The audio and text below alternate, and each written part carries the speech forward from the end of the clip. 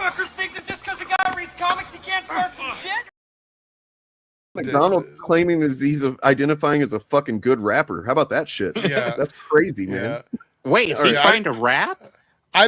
Yes. Holy shit. I had no idea. By the way, I didn't even bring up the fact that there's that guy who used to date a trans woman that's now dressing in trans, taking pictures and pretending that he was doing it as a social experiment, but he owns like 100 dresses. I don't know if you've seen that or not. I remember that. Yeah. We should talk about that. Okay, so next week I'm going to put together a little segment for that because it's quite the deep dive. So it'll be fun. Because I know the full details on him, but I just remember seeing him be like, he's a joke.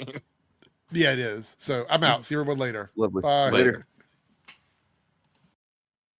And then there were two. Fuck. Just the two of us. We can make it if we try. I just want to watch the rest of this Marlon Wayans clip, honestly. Oh yeah, like, sure. Base as fuck. He's fucking saying some good shit. The thing that you're talking about, the control part, isn't that part of parenting? Do you know what I mean? Like, yeah, but there's a point in parenting. How old is your daughter now? My child's 23. Yeah, it's a part of parenting, but like if your kid, control is a degree of parenting, but the wisdom of parenting is that knowing what you can and should even try to control, and like where you should just let your child be a human being, and like if your kid decides they like reading this type of book or they like this sport over the sport you wish they would play, then like you kind of just need to let them do that, right? Like, well, listen, I will speak as a parent. I will say, in general, you can't control other people.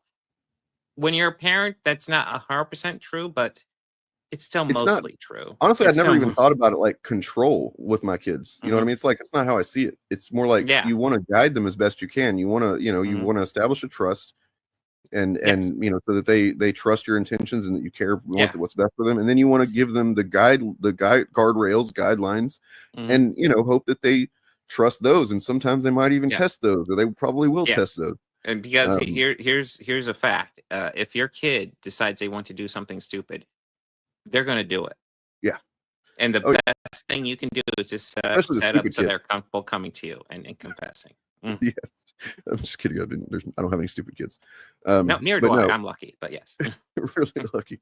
Yeah, I mean, my kids are great. Like, I mean, honestly, I haven't really, I'm not going to talk about it right now, but I mean, I do have my daughter has had an experience that relates to some of the stuff we've been talking about, and I maybe I'll decide if I want to talk about it in the future or not, or maybe I'll talk to her and see if she even be okay with it, even though nobody's going to know who she is. I still feel weird talking about it too much without consent, but still, the point is that it worked out just fine, and that was with me trusting her to make some decisions about what she was doing, and she tried something out for a while, realized it's not really for me, it's not what I thought it was, and now things are great, and they were great then too, but whatever. Kids are a lot smarter and more capable than I think, especially like reactionary minded parents want to give credit for. They seem to think kids are just like a blank slate and you just like fill them up with stuff, and it's like, no, they get lots of information from outside of you, especially as they get older. If you're a good parent, all you've done is you've set up someone that they can come to and trust. I mean, I don't even think that's true, man. Like, yes, mine would be, I want my kid to make decisions that makes them happy and healthy. And, if they are happy and healthy, then I am proud of them, whatever that is. If they're not doing anything that's damaging themselves or limiting their own, potential or anything like that, then I'm going to be proud of it, even if it, isn't exactly what I had in mind. So. Although I will say my kids consistently make me proud, not to brag, but yes. Same. I mean, I'm just saying it's not the first thing. It's not my first watermark. They don't need to. It's a perk. Yep. Okay. 24 now. Okay. And this was happening when they were 22, 23. And for me, like, that's the let go time. That's like you're your own person now. Yeah. But you're trying to hold on, all right, and you want this thing that's in your head, normalcy, and you think about your grandchildren and you all kinds of shit, and it's like, it's not on me to think about none of that. This is their life, and they should be happy. And if they do this or they want to change back, whatever they want to do, it's not on me to punch down on my child. It's on me to love my child. Period. That's all. All I could do is love my child, and that's what I do. Did you try to talk them out of it? Of course. I try to hypnotize that bitch. Yeah, I believe it. No. I did. I was like, no, wait, hold on. And like I said, and I protested like against it. And you know, and I don't say that with pride. Right. I look back on those actions, and it's funny how you can be I'm ashamed. So embarrassed by something you did 2 years ago. Yeah. Like that was I was only 50. Crazy. I was embarrassed the moment I was forced to look in the mirror. I was embarrassed. And it only took me a week. About your behavior? Yeah. It took you a week to realize like you're doing this wrong? The transition for me, because their transition was like a 3-year process, 4-year process. Yeah. My transition was a week, one hard week. And I will say, you know, I got to a beautiful place called acceptance. And I pray for a lot of parents, family members, and, you know, just public, right, people in general. Yeah. It's not on us to judge anybody, right? Right. It's, hey, man, live your life. And I tell my child, listen, I just want to say what he's talked about, like that takes a lot of like personal growth, and that's not even necessarily that's not an easy thing for a person to do. And the fact that he's so honest about it is pretty fucking Chad, frankly. This is Chad behavior right here. Hearing, thinking about how he first described it, and like how he was talking about you can't control it. That's kind of the wisdom that you almost only get by making the mistake of trying in the first place. You know what I mean? Like you can't, and then realizing that's not the fucking way to go. Like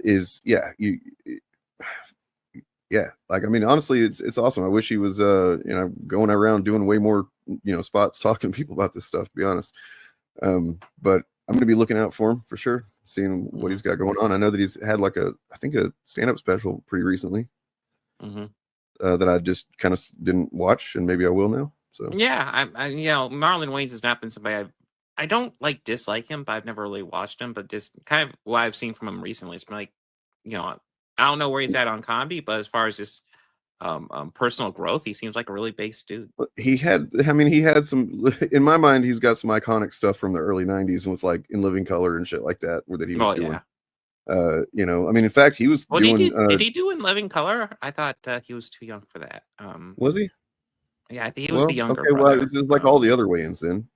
Yeah, but he was definitely he was definitely what's his name in this Don't Be a Menace to South Central or Drinking Your Juice in the Hood, which that character then transferred over to the Scary Movie franchise.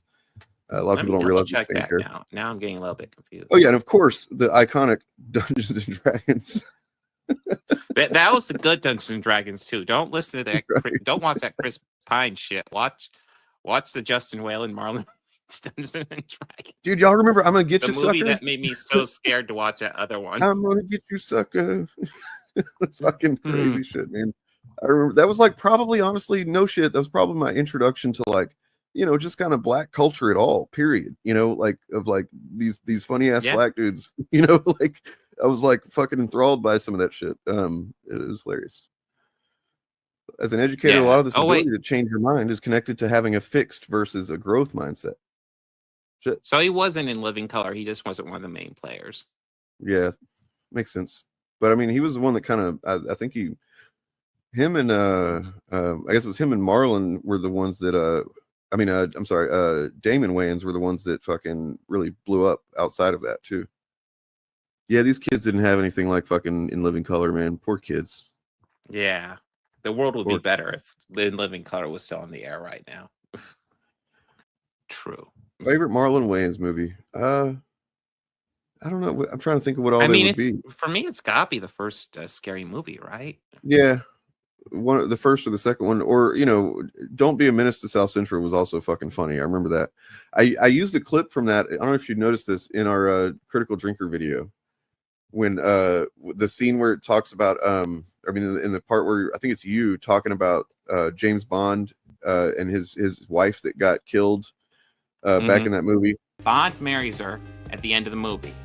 He decides he is done with the womanizing and will be happy with her for the rest of his life. That is, until Blofeld's men pop up and assassinate him. Break yourself!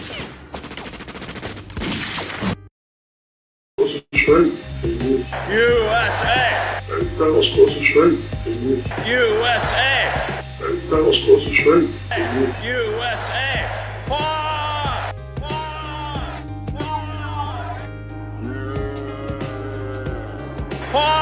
That was close and straight. Yes!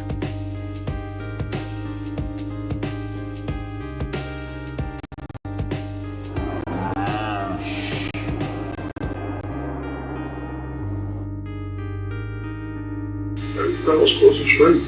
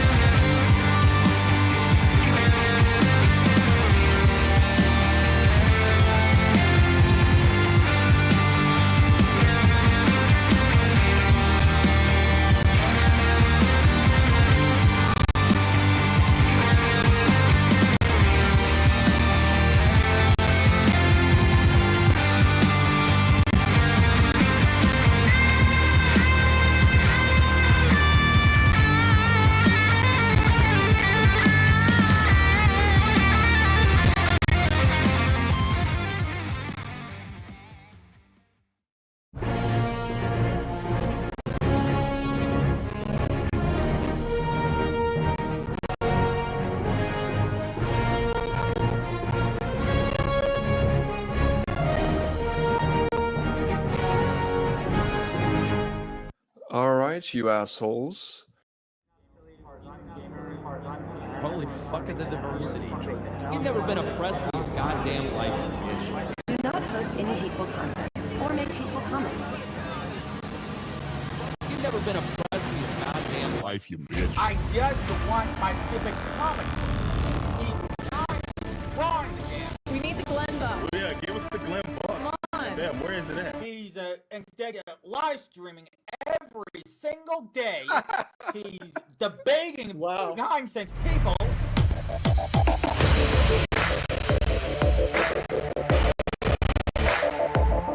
Diversity. You can pick up the softback trade paper. The what now? Fucking pronoun. Oh no, we become drifters. How do you do, fellow kids? Bob, shut up. The fucking what? He's a former Padawan who can put out sustained fires in the vacuum of space. Sustained fires in the vacuum of space. Sustained fires in the vacuum of space. Fires in the vacuum of space.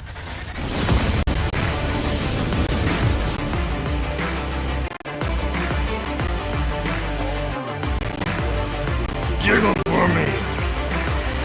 You've just described a scenario that there's no evidence that that's actually what happened whatsoever. You're creating a fantasy.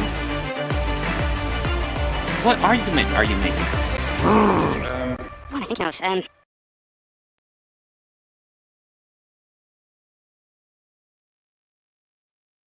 Hey guys. Hey. Welcome to the Shillcast. And hi. Welcome. We've got a special episode today. Very special. It's gonna be ASMR. This is our first ASMR episode. Let's see what Turf Nation has to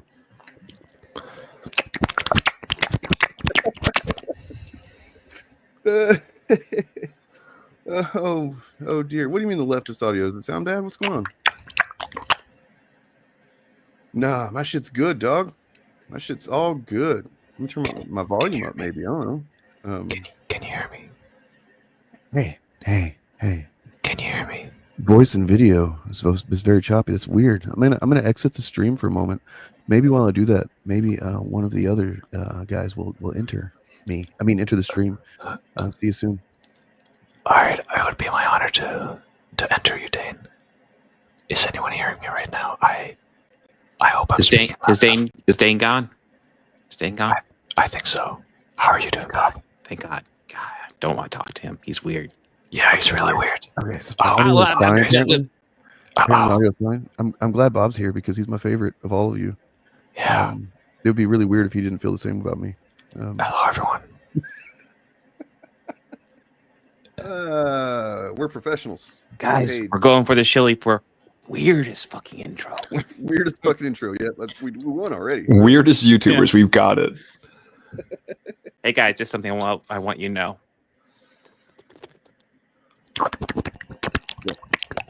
Bobby, you gotta, are you stirring some coffee or some tea there? You gotta do that up close to the mic, man. Come on. Oh, this okay. Is the AMR, whatever. And then you got to take a slurp. Yeah. Yes. Ah. Ah. Fuck, that was good. I think I'm done for the day. Weirdest intro ever. Shilly winners. Damn, look at this guy. Bro even has his own merch. I know. What if I... True. God, this thing's old. I need to update it. But yes. This guy's a YouTuber. Yeah. Yes. He's all the merch. The merch. I was watching like a video essay the other time, or no, the other day, and someone was talking about how whatever the show was, there was like, it's really chaotic, but in a way it's like it's ordered chaos. And I was just like, God damn it. It's almost there. No, it's organized. God it's damn organized it. chaos. Damn you. Everybody knows that. Yeah. No foolishness. Absolutely not in this fucking stream. We're grown-ups here. The fuck? We're all very mature adults, all right? Yeah. So what do we got? Subscribe. Be sure to subscribe and hit the bell icon so you can get notified whenever we do our weird intros. That way you'll never miss one of our fucking weird intros. Never. So how's everyone doing? Pretty good. Pretty good. I'm here. I'm back from the comic book store. I'm off tomorrow. That's nice. You're off to where? Nowhere. That's gonna be the awesome thing about it. I'm literally just gonna stay home. Maybe get some video games, video editing done. The basics. Nice. What video game are you playing? Dumb and Doomer. I would unblock you from Bob's channel, but I have no authority over Bob's channel. So. I do. I own his channel. I own the royalties. Uh-oh. I can't. Oh no. Turf, why'd you take control of my channel? It was about time. I can't argue with that. Sometimes I just have it coming. Where my autists at? Where my fellow autists at? Because check this out. This is funny. Autism. How old were you when you found out? 3. 3? Wow. I actually found out when I was asked to do this show. Are you autistic? It's questionable. It's questionable. It's questionable? I tested no, but some people have told me so. It's open for debate. It's open for debate. You answered that like someone with autism. Well, technically when you look at the data, you guys are my crowd. I wish every crowd was like this. Diligently listening to every single word. And I'm saying, wow, I've never done this well. Now I wish every crowd was autistic. God damn it. You know how many crowds are just full of frat bro jock douchebags? And I talk about sports? You guys know about fluid mechanics, probably. Can I do a joke about fluid mechanics? Yeah! So I was fucking my girlfriend, right? You know, for autism? Is the charity to stop us? What is the charity for?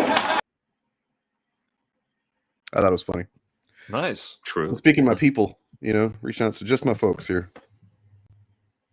Yes. We're inclusive here. Yep. Yeah, so this is the well, next week is going to be the whatever it says on the channel you're watching. It's that Bob, year. stop that! You're making me nervous. It's that anniversary. Yes, of the Shillies and Chuddies. I think on it's on DJ's on Eric DeBunk's it's the 9th annual. On mine it's the 7th annual. On Bob's it's the 74th annual.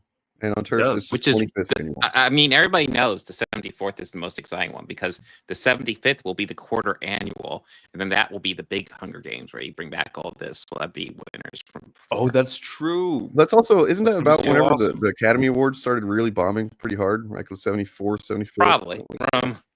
Yeah. I mean, there's only so many times you can do it before it gets like stale. Right. Like, That's why we've only done it every few years so far. Yeah. You know, that's why our annual show is gonna have one.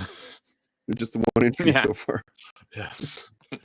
Welcome back to the Shillies.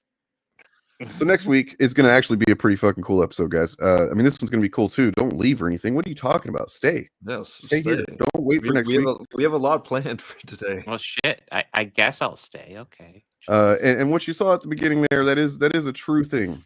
One of the founders of the initiative, shall be stepping away.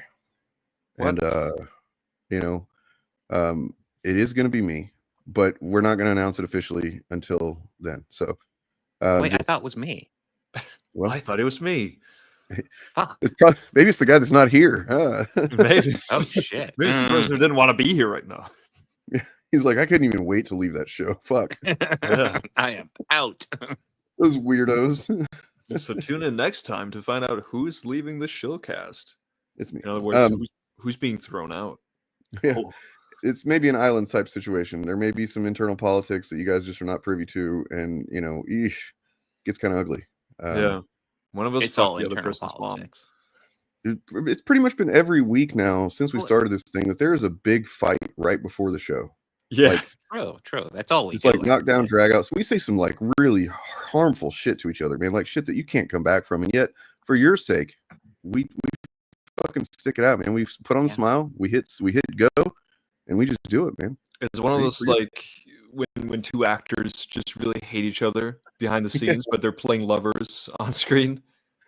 like we're here because Disney pays for these shows, but you know we really cannot. We do not despise each other. I mean, okay, I'll give you guys a quick sample. Just before this show right here, I called Turf Admiral Poopy Pants. And that's not the type of language I like to whip out. I'm gonna tell you something real though. You have to make a prayer to God there for a second. Yesterday on our weekly Forgive meeting, me for Turf this. Nation did an impression of me that it was genuinely fucking. It hurt. It hurt. that is genuinely a true story. I mean, I was really if it wasn't confused. so I was fucking like, funny wait, and there's two accurate. Danes? What the fuck? If it wasn't so funny and accurate, I would actually be really hurt by it. But I mean, it was funny and accurate. I'm like, fuck, I can't fucking get too mad about that. We kind of get into comedy like that.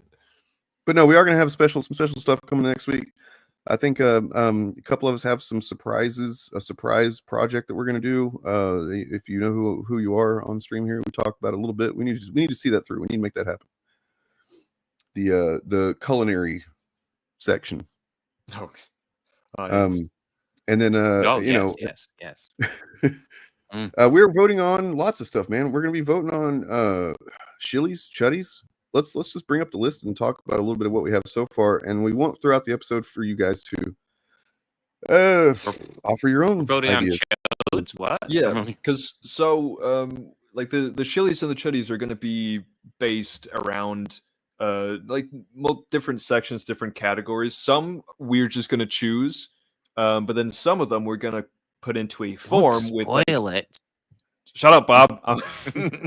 This is why you're fucking getting kicked out. This is why, Bob. God, this is why, Bob. I don't understand it. So we're also making a form, like a Google form or a survey thing, where we're going to put some categories or some questions with for possible awards and with nominations that we want to send out to you guys so that you can vote on it, and then we announce the winners. But it's also not finished. So if you guys have any recommendations or any specific awards that you want to see with possible nominations, it can be both positive, which are the Shillies, which is for you know, people who are voices for the fandom or anti-chuds, you know, those kinds of people. If there's any specific awards within that you want to see, or the chuddies, if there's any, like, you know, like one of the ones we have is like funniest meltdown, and then we're gonna show the clips, and then we're gonna you guys are gonna vote on the winner there. So we would love to have your inputs on categories and nominations and all that. So just if throughout the thing, just come with it, and we'll put it into a survey. Well, okay, so I was working on some stuff yesterday, and we haven't decided on an actual a chuddy, what the chuddy award looks like yet.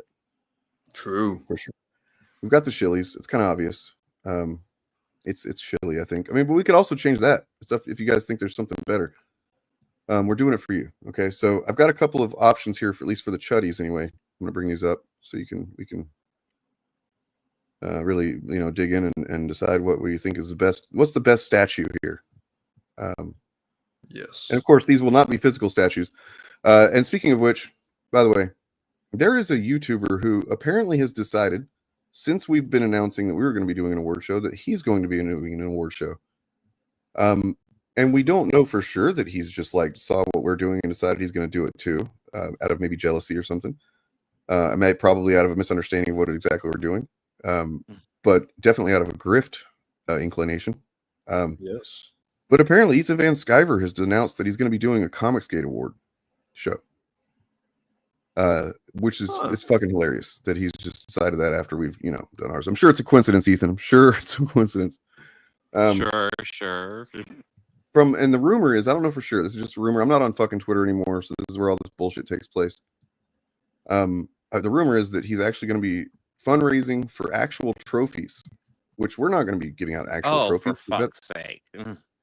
And if based on his track record, like from what I understand, when he did he did some action figures, he did some stickers one time, that whenever he does something like that, he gets like bottom of the barrel, just like lowest fucking quality shit. The stickers, from what I remember, like people were posting about how they were dried and didn't stick. The action figures were terrible quality and stuff like that. So he's just like taking money, pocketing most of it. Hell yeah. We can just like, oh, here's some garbage that I'm gonna put. That's fucking funny. That's very, very on brand. But we're not like that. We're not gonna grift. There's no real trophy. Only digital ones. You know, so basically like as real as an NFT. Yeah. Yeah. Oh. Yeah, it's just but way more environmental. It's just a JPEG, yeah. All you really get is just our opinion on you. Yep. But it's cool, all right? And it's chic. So what we're going to be doing, you know, first of all, this Yes. right here is an announcement to an invitation to, if you are, you know, if you've ever been on the show, basically, you're welcome on. You know, Ethan, you want to come on the show? We'll set a spot aside for you, like the end of the show, maybe something like that. Yeah. Come on, welcome. You know, Eric July or Rip Reverse Goalpost. Make sure to like and subscribe. I will say this, because we are going to be giving out awards to shills like ourselves, you know, sponsored by Disney, Marvel, Lucasfilm, Sony, Antifa, Soros, BLM. Have you guys gotten your Soros check yet? I'm still. He actually told me that Bob got mine today, which made me really angry. Because I just think Bob's doing better. Wait, I did? Well, see, Wait, what? We do have a special You already guest who's spent it going to on be comic books. Look, we had to figure something out. There was a big glaring problem with the awards here, because let's like, if there's one person that we had to give, like, do something for, but if we would have just given this person an award, we would have had to give him all the awards for the chuddies, because he is the supreme chud. So we're not giving him any, and that's PP Little. However, PP Little will be here accepting awards for all the chuds. I can announce that now. Are we sure we want to bring him on board? He's a bit of a chaos factor. Yeah. He's really good at debunking us. He's kind of a big. I don't want to really bring it up on the air, but like he's pretty good. He is at debunking us. We reached out to Ed. I don't know if he's going to be able to make it. PP Little though is going to be here. Yeah, Ed's got work to do. He's got shit he's got going on. You know, PP Little though, he's always down to fucking make us look stupid. So yeah, he's going to be accepting awards for the chuds. It might be last episode for all of us. PP Little's here. Shit. Oh, so there was already a Comicsgate Awards show, and he and John Malin felt some kind of way about it. Okay. Anyway. Sure. So that solves that. We're not going to give him any awards because he would just sweep the whole fucking thing. So yeah, he's just going to be accepting awards for chuds, since I'm sure no chuds would want to show up and accept their awards. But if they did, that'd be cool. Yeah. Eric July, he's probably going to get one, maybe two. You might get I mean, look, if we're counting Ripperverse Goalpost, you want to show up and accept for that because that's also directly related to you, then you can do that. Absolutely. And whoever else. So it's gonna be fun. So Turf Nation has some Google Forms situations. Yes. And we're going to be giving out the links to that toward the end of the show. Yeah, towards the end of the show, and then we'll share it different places, I'm guessing. Once we have enough. The thing is, like, even now, like, we have enough, to send out, but it would be fun if we had some more categories. We want audience participation as well, and like, so we're looking for right now, throughout this episode, we'll ask you if you have an idea for nomination, whether that's a YouTuber or a specific video or just a category that you think should be represented. Yeah, like mainly categories or like awards that will have multiple nominations, because that's what's gonna make it fun to send it out. Yeah, I mean, 'cause, like, we got one here that's sexiest anti-chud voice, and we couldn't think of anybody else besides Organized Chaos. So that one's kind of just that's true, but we still want your opinions on that. But best overall voice for fandoms, and that's voice in a different context than literal voice. That's one. So it's basically the best picture is the best overall voice for fandom. If you want to compare it to the Oscars, which why would you do that? That's stupid. And then most pathetic chud is best picture for grifters. Yes. So just the most pathetic, and we're weighing these on several metrics, like very important metrics. Of course, our metrics are the best metrics, basically. Chud who may or may not be a criminal, whether you've given drugs to your children and masturbated on stream, or whether you've just possibly beaten up a child, but definitely were not convicted of it. It doesn't matter, anybody that fits into that. Yeah. Biggest warehouse. Oh shit, that's a good one. Oh damn. Biggest warehouse. Most warehouse videos. The notorious here. Remember that one show where we were like, oh yeah, Turf stayed up. He really wanted to do the show because he's our fucking gaming guy, and then just like was silent for like until the last 20 minutes. But yes, I'll do a segment whenever you want. Yeah. So Diet of the Force is actually one that I came across pretty recently, and they're like, one of the reasons that we want to do this, honestly, is just to kind of like, here's a bunch of channels, check these out, obviously. And they're one of them who I found and was like, wow, these guys are doing some good Star Wars content. They're approaching things from a good perspective. So even if there's somebody that's like, we don't have a specific award for or category or whatever it is, then we're probably just going to be like, hey, check these people out. But also, it's going to be a bit of a clip show. Oh, absolutely. The best of the best clips. Yeah, we got the best clips. Nothing but the best. Yeah, naturally. Will Ted Clubber Lang be allowed on stream? I don't know why. We don't know you or have any reason to do that. You got a channel we missed or something? I mean, how did we forget about Ted Clubber Lang? I mean, what is this about, Bob? Explain this. I just released a They Live video like 2 hours ago. Oh, sweet. Fuck yeah. I'm excited about that. Yeah. It's part of my series I'm playing with that I'm hoping to do more with, where I just take an old piece of media and look at the political implications of it in modern day. Well, when are you going to start? Because, I mean, They Live definitely doesn't have any political implications, so. That's true. It's a politics-free movie, so. And even if it did, it's all about woke. It's about wokeness, is what it is. Yeah. It's about how these people are woke. True. And it's important to not be woke because then the aliens will give you money for reasons. So for right now, let's check this out because look, we don't have like a super tight show plan, but here's this. Something.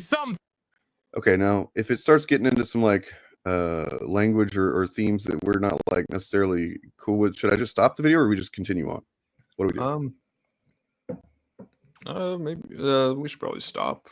Okay, I mean, we we'll see. Like I think it would be definitely worth talking about if it does. Sure. But yes, yeah, I've definitely like address it because I love these videos right up until the point whenever they kind of get these fucking like oh no, what are you doing that for kind of moments. Yeah, if we show something on our show and then something comes up that we don't agree with, I feel like we should talk about I think it's best to pack it away and just pretend like it and never also happened. to disclose, just live in denial. To disclose that this very fucking this segment, this skit is probably funded by Ethan Van Sciver.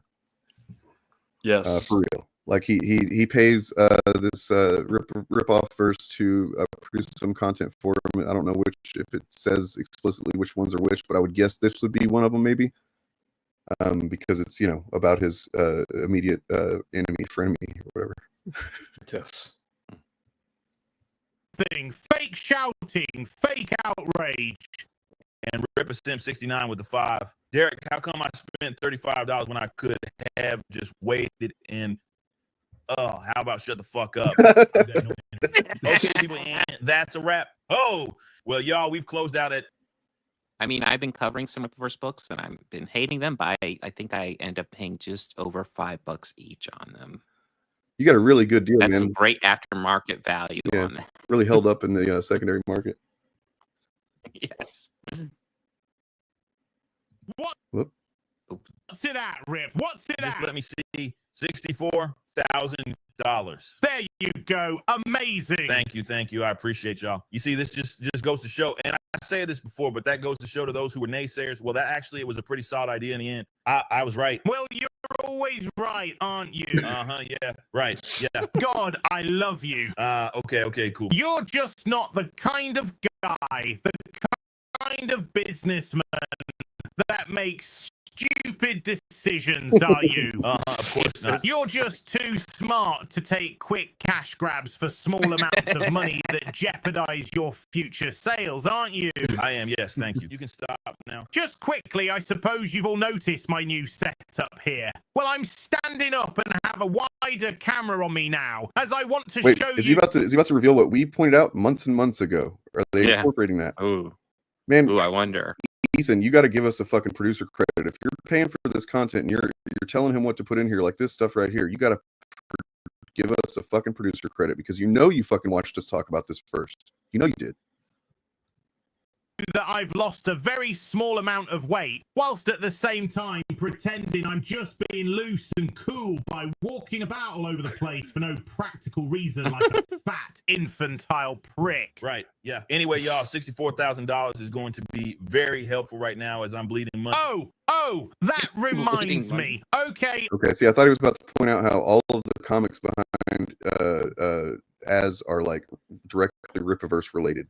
If not Rippaverse itself. I mean, they're obviously books he loves to read regularly, and that's how come they're fucking. It's just such a big coincidence that he was such a Chuck Dixon fan and G.I. Joe fan, and specifically the Nightfall era of Batman fan, and then now Chuck Dixon's writing for Rippaverse too. What a coincidence it's been.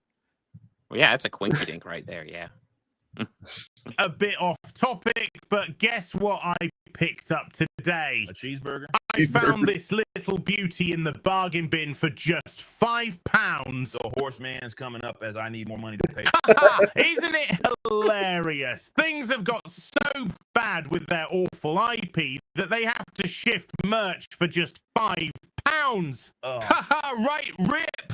Imagine being so fucking stupid that someone with no creative talent whatsoever creates a boring generic character intended to appeal to a specific political demographic. And when the hype falls flat, then sells it all off for just a £5 for a desperate cash grab and completely devalues the stock. Can you imagine? What kind of fucking idiot? Can you imagine? What kind of fucking idiot? What kind of fucking idiot? Oh my god. Hibbity jibbity, hibbity jibbity, hibbity jibbity, hibbity jibbity, y'all. I'd like to point out that that feels just like on the softest side of racist. The hibbity jibbity thing. I'm just saying. Yeah, I'm not. Yeah. Hibbity jibbity. You sir, would you like some hibbity jibbity? Only $5. We will win. We will win. Anybody? No, we will win for $5. God, I'm cold. So cold. Hey, what about you, sir? Would you like to buy some hibbity jibbity? Only $5. Oh Okay. God, no. And No. okay. Oh wow. Okay. Cool. I thought it was homophobia, but it's actually just peeing on him. Cool. All right. No. Go be great. Can you imagine? What a relief. Can you imagine? What kind of fucking idiot? What kind of fucking idiot would do something as stupid as that, eh? Ha ha ha ha ha ha. I don't feel so good. But you'd never do that, would you, Ripper? You'd never make such a stupid move. Anyway, back to the super chats. Neckbeard99 with the 5 says, Derek, I can't wait for Isom 3, but I'm going to wait until it's reduced to $5. Go be great. We will win. Oh shit.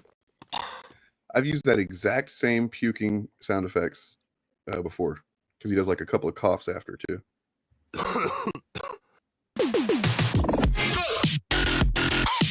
Okay. All right, cool. There's a ripoff verse. Subscribe or not, depending on if you are okay with all of the content they make, and if you're okay with, and you're at least aware of the fact that some of it is produced by Ethan Van Sciver, as in like financially produced. I do have to admit though that was hilarious. As his rant in that was surprisingly thoughtful. Yeah. I mean, for real, like it doesn't take much to recognize the hypocrisy of pretty much everything Eric has said since he started doing this, man. It's like the fact that he's like, oh, we're just critics. We're criticizing Marvel and DC for, blah, blah, blah. And then somebody starts criticizing him and he's instantly like, like, what? They're obsessed with me. And, it's like, okay. Yeah. There's just everywhere you look, hypocrisy with that dude. Honestly, it would be kind of easy, if I had the puppetry skills to just produce skits just like that. True. Anyway, I don't remotely have the puppetry skills. I had a thought for a potential chud category. Oh fuck! Turf had its thought, Bob. Dude, we're talking about Eric July. What the fuck, Shillies? Jesus Christ! You're talking like this is the second annual Shillies. This is 74th. Get with the picture, Turf. You're talking like we have the capacity to weave back and forth between two things, man, and we just don't. Yeah. Like, what do you got? Well, I don't know if I want to say it now. No, come on. Oh, say it. Oh, everyone feel bad about it. Might as well. I don't mean to hurt your feelings. Well, you know what you did, okay? All right. I did mean to hurt your feelings. I know, Bob. Yeah. No, how do you say? So I forgot like what the saying is when someone when someone is bigoted and then they say something that just like outs them as it, then it's like mask off. That's what I'm thinking of. Like most mask off moment. That's a good one. Ooh, yeah. No, I was trying to think of a good way to phrase that, but yes. I was trying to think of stuff like that because. Well, I mean, we would have plenty of those because they've definitely over the last, especially the last year, have really gone. I mean, there's freaking Jeremy Griggs, just diversity. There's a literal person who's slightly brown on screen. Diversity, diversity. There's that kind of thing. Yeah. But then there's stuff like those. I don't know if we want to give them any more awards than we already have. We have one for Hypnotic. But I don't know if we want to give them any more for that one stream where they're literally just like, oh, fucking spear chuckers and stuff. I don't know. It's pretty fucking mask off, but I don't know. Yeah. Or we could also do the most self-aware award, but I don't know. I do feel like Jeremy Griggs might dominate that one because of his couple I've come rants. to a more Although complex. you also have Nerdrotic doing his rant about Miles Morales tweets. I've come to a more complex understanding of that Jeremy Griggs moment. Because I was like you, like a lot of people, it's like, okay, he's self-aware. But I think he's not. I think that he's so unself-aware that he didn't realize that saying that was revealing himself the way that he does.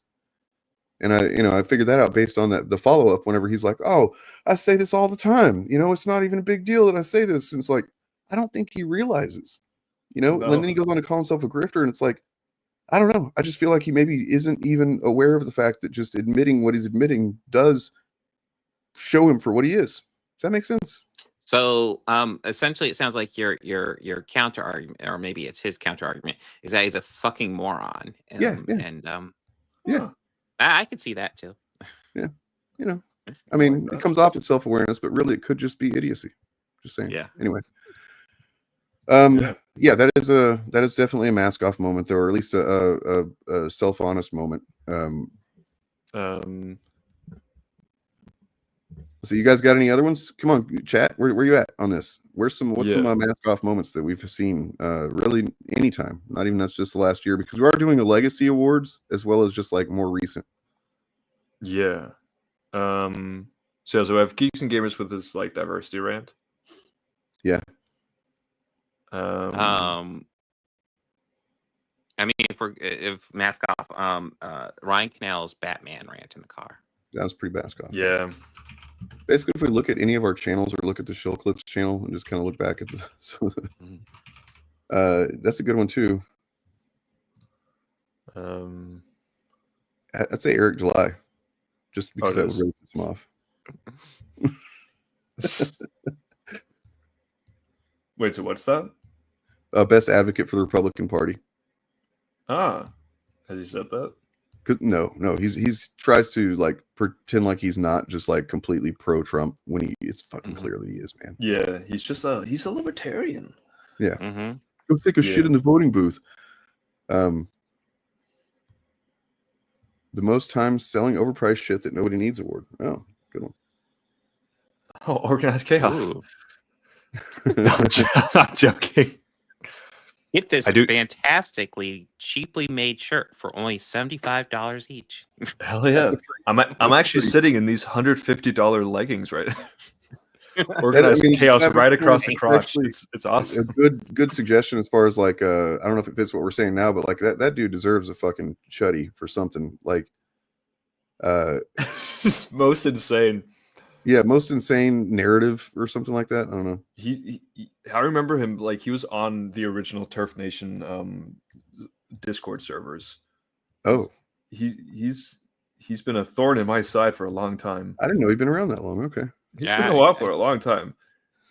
Well, while y'all are thinking about that, let's check out Tim Pool trying to justify having previously banned from the show Sam Cedar on his show. Sam Cedar, welcome to the show. Oh, thank you. That's a good one. I like it. He's got his own beanie. That's right. All right. Well, there you go. Right on, man. So we'll start light. What do you think is going to happen? I mean, the election is Tuesday, but people are already voting. No, wait. We got to talk about what am I doing here? Well, sure. I was going to start light, but you can go with whatever you want. No, I mean, it's light to me, but like what? I thought I was banned. And I know this is a few weeks old, and this does have some extra edits to it, by the way. But like, I just fucking find it amazing that he's like brought his own laptop, set it up. Yes, it's right there. He brought the beanie, and yeah, he's just not going to put up with any Tim shit. It's awesome.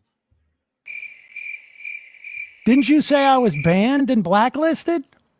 Maybe I don't know the specifics. You have to. There's something to that effect. Well, I can send you a link, but there's. I mean. Turf, you see that one? Laziest Chud content. Oh hell yeah! Ooh, that's biggest Russian film. I'm pretty sure we have that to some degree or in some way there.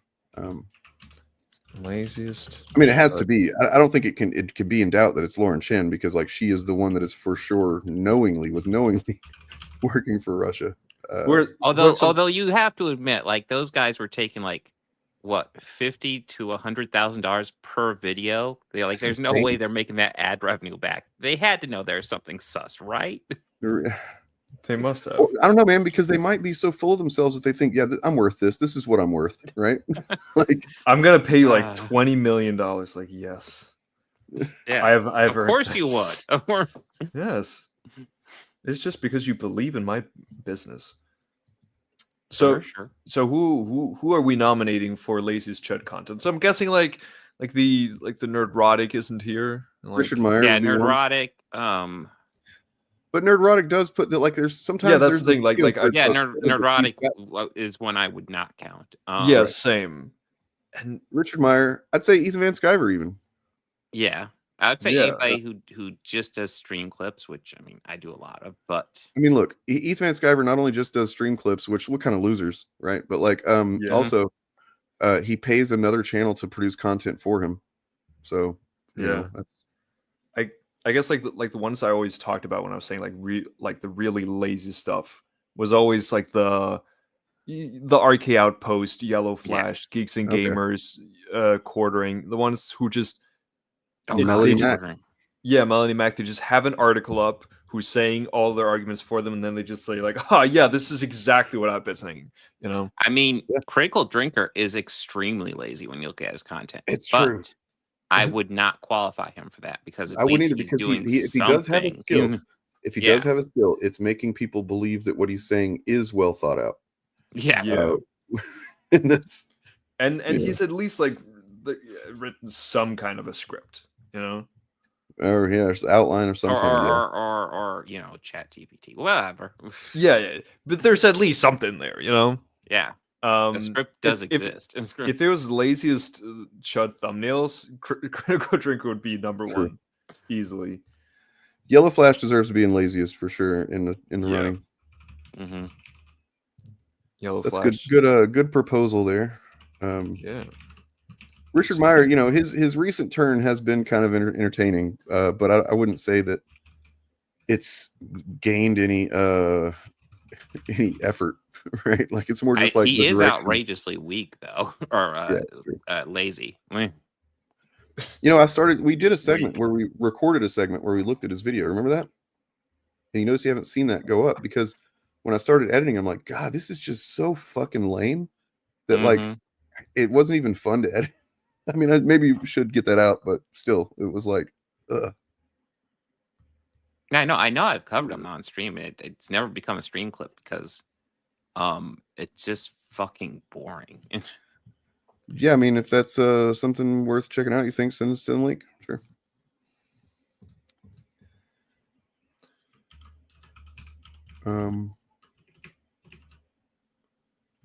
Yeah. Star Wars Theory has turned into Eric July, where every video is an advert for their product. Theory. Yeah, I mean, right. I noticed that too. That like, and he's getting, you know, he's getting guys like the guy who wrote the original script for the Obi-Wan movie, right? Which is not what was used for the Obi-Wan show. Yeah. And like getting him to go like, oh, this is what I did. And then, you know, look, see, this is so much better than what they actually did. It's and fucking Star Series like, what? That's so cool. You know, we don't need to limit it. I mean, there's some that only have two nominees. There's no set number. Just look, we have a couple with one, but we don't have a lot of standards here at the Shillies or the Chuddies. Okay, laziest fandom channels. Us. Laziest award show? What? No. What? No. I mean, you know, I get the sentiment. I just wouldn't say that he is that. He's only part of it as much as like others are. Like I don't think he's any more of a specific cancer than anybody else. And I also just don't like that. I don't love to use that phrase just because that's something really chuddy where they're like, oh, feminism is cancer and shit like that. And it's just Yeah. But I mean, I get the sentiment. I don't disagree sentimentally. Yeah. But it's also like, you know, like cancer is a very I guess, you know, it's like a natural force. Whereas these people, they're just they're choosing to be fucking assholes. Yeah, you know? billionaires don't fund cancer. Wait, no, yes they do. Yes they do. Yeah. because they funded in the oil lobby and stuff. And apparently, I heard somebody talking about how like some of this content is there's a I don't know where they got this, but it's probably funded by oil lobbies to some degree as well. Yeah. Because basically, if you're an oil lobbyist, you're oil magnate, you're oil billionaire, you may not care about the specific politics going on or whatever, but like you want people generally to be right wingers because that's going to be the people that are going to not give a fuck that you're fucking tapping the earth for resources and destroying it. You know what I mean? Yeah. So like, even if they don't actually care about abortion or whatever the fuck, they're like still going to push that kind of content or that kind of those kinds of things.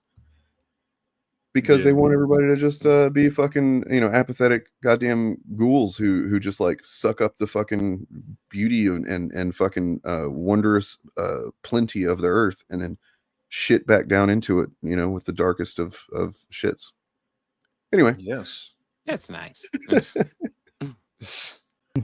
I got I teed it up here. It's hard for me to remember verbatim everything I said, but let's see what do we got here? I would say. Oh, I mean, you pretty specifically banned. Did I say no Sam Cedar at all? Well, I think so. Here, wait a second. Trouble. Sam Cedar's blacklisted by a lot of podcasts. Yeah. Did I say us? I'm not exaggerating.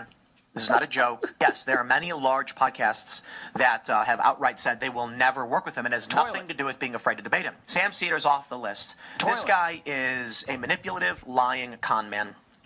I mean, that's pretty strong stuff. My confusion comes from, did I say I would never have you on? Don't have anything to do with him.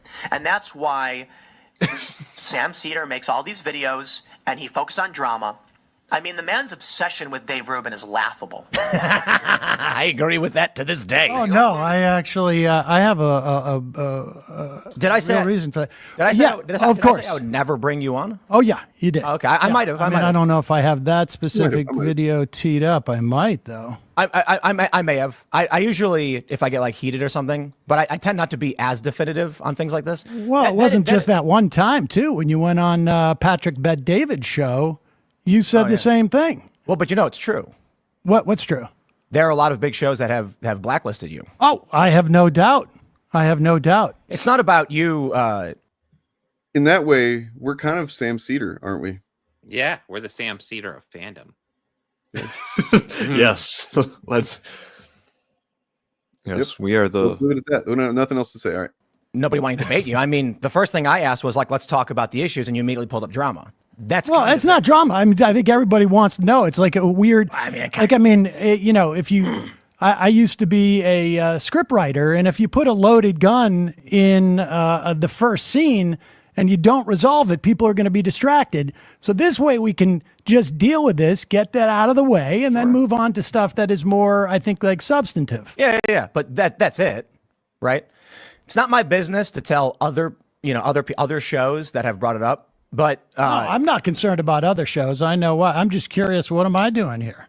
What are you doing here? Yeah, I decided to have you on. I don't know. I figured there were probably misconceptions you had about me. I think that a lot of what. I'm on my way out the door, and the Russian money's definitely drying up. So I figured, fuck. Well, I guess we'll go back to this well. Maybe this is something that could generate some clicks, right? Oh yeah. I'm confident that was pretty much the fucking logic. Yeah. Yeah, I mean, I do think it's fascinating to look at Tim Pool's production, obvious production budget, and compare it to Sam Cedar's, and just ask yourself, I wonder which one has more dark money being funneled into it. Yeah. Sam Cedar's show has had the exact same fucking background for like I don't even know how long, better part of a decade, I think. Yeah. Yeah. Is this, by the way, is this the same conversation like? Because I've been seeing one from recently. Like, is it the one where it gets pretty heated when they talk about abortion? Yes. This was right at the beginning, and then later on was whenever. I got so mad when I was watching that. Dude, he starts off by saying, like oh, if I got pregnant by a rapist, I'd fucking kill myself, and then he's like goes on to say, well, but she's got to prove it, and yeah, exactly, and it's I hate these situations where it's like, because the thing is, he got absolutely embarrassed when Emma Vigilant was on there, right? And he was getting all red in the face and he was getting very upset and stuff. And And I don't think he's like forgotten that, and he really wanted that moment. So even when like Sam Cedar was sitting there still speaking very calmly, but yes, probably like a little bit worked up, right? Like a little bit emotional because of the topic they're talking about, because women's rights is important to him, right? But even so, he was still sitting there and talking calmly. Fucking Tim Pool was just sitting there like, oh, you're getting emotional. You're sound right. You're having a fucking breakdown right now. And it's because like he just wanted to have that over him because he's been embarrassed so many times by Sam Cedar and that whole group before. And it was so frustrating to see like Sam Cedar couldn't even get a word in. Well, it's part of how they operate, though. Like they have their bubble audience who will kind of just take everything they say at face value, and so they can just create these narratives and just push them forward, even if they're watching something that is objectively not what is happening. They can just rewrite it right there. It's I know what the general view of someone like Destiny is. But yesterday I was watching an upload of where he had a conversation with Shane Davis of Vice, the co-founder of Vice, right? Huh. And Shane Davis was he seemed to be kind of expressing that he was starting to lean towards some of these conspiracies that people talk about might actually be real or whatever. When he wasn't like that before. And Destiny was like, no, hold on. And Destiny's explanation was pretty fucking great, honestly, like about how this stuff works, where there will be a bunch of just random shit, like everything's a conspiracy, blasted out, not even about necessarily big deals, like there's COVID, sure, but then like Trump says something or something happens or whatever, and then like all these right-wing media figures will blast out their fucking oh, this is a conspiracy because of this, or this is a fucking cover-up because of, that type of thing. And even though those will all generally be like either proven wrong or just like time will show them to be not fruitful, people still latch on to parts of each one of those. And hold on to them, and it's like, man, that is so fucking insidious, and that's a real problem. Like that's probably a big reason why we're where we are starting in January again. The fire hose method, exactly, So this has a couple more seconds left. Let's see what happens. You think about what I say comes from clips and not the actual show. So there's like. I don't really have conceptions of you. Great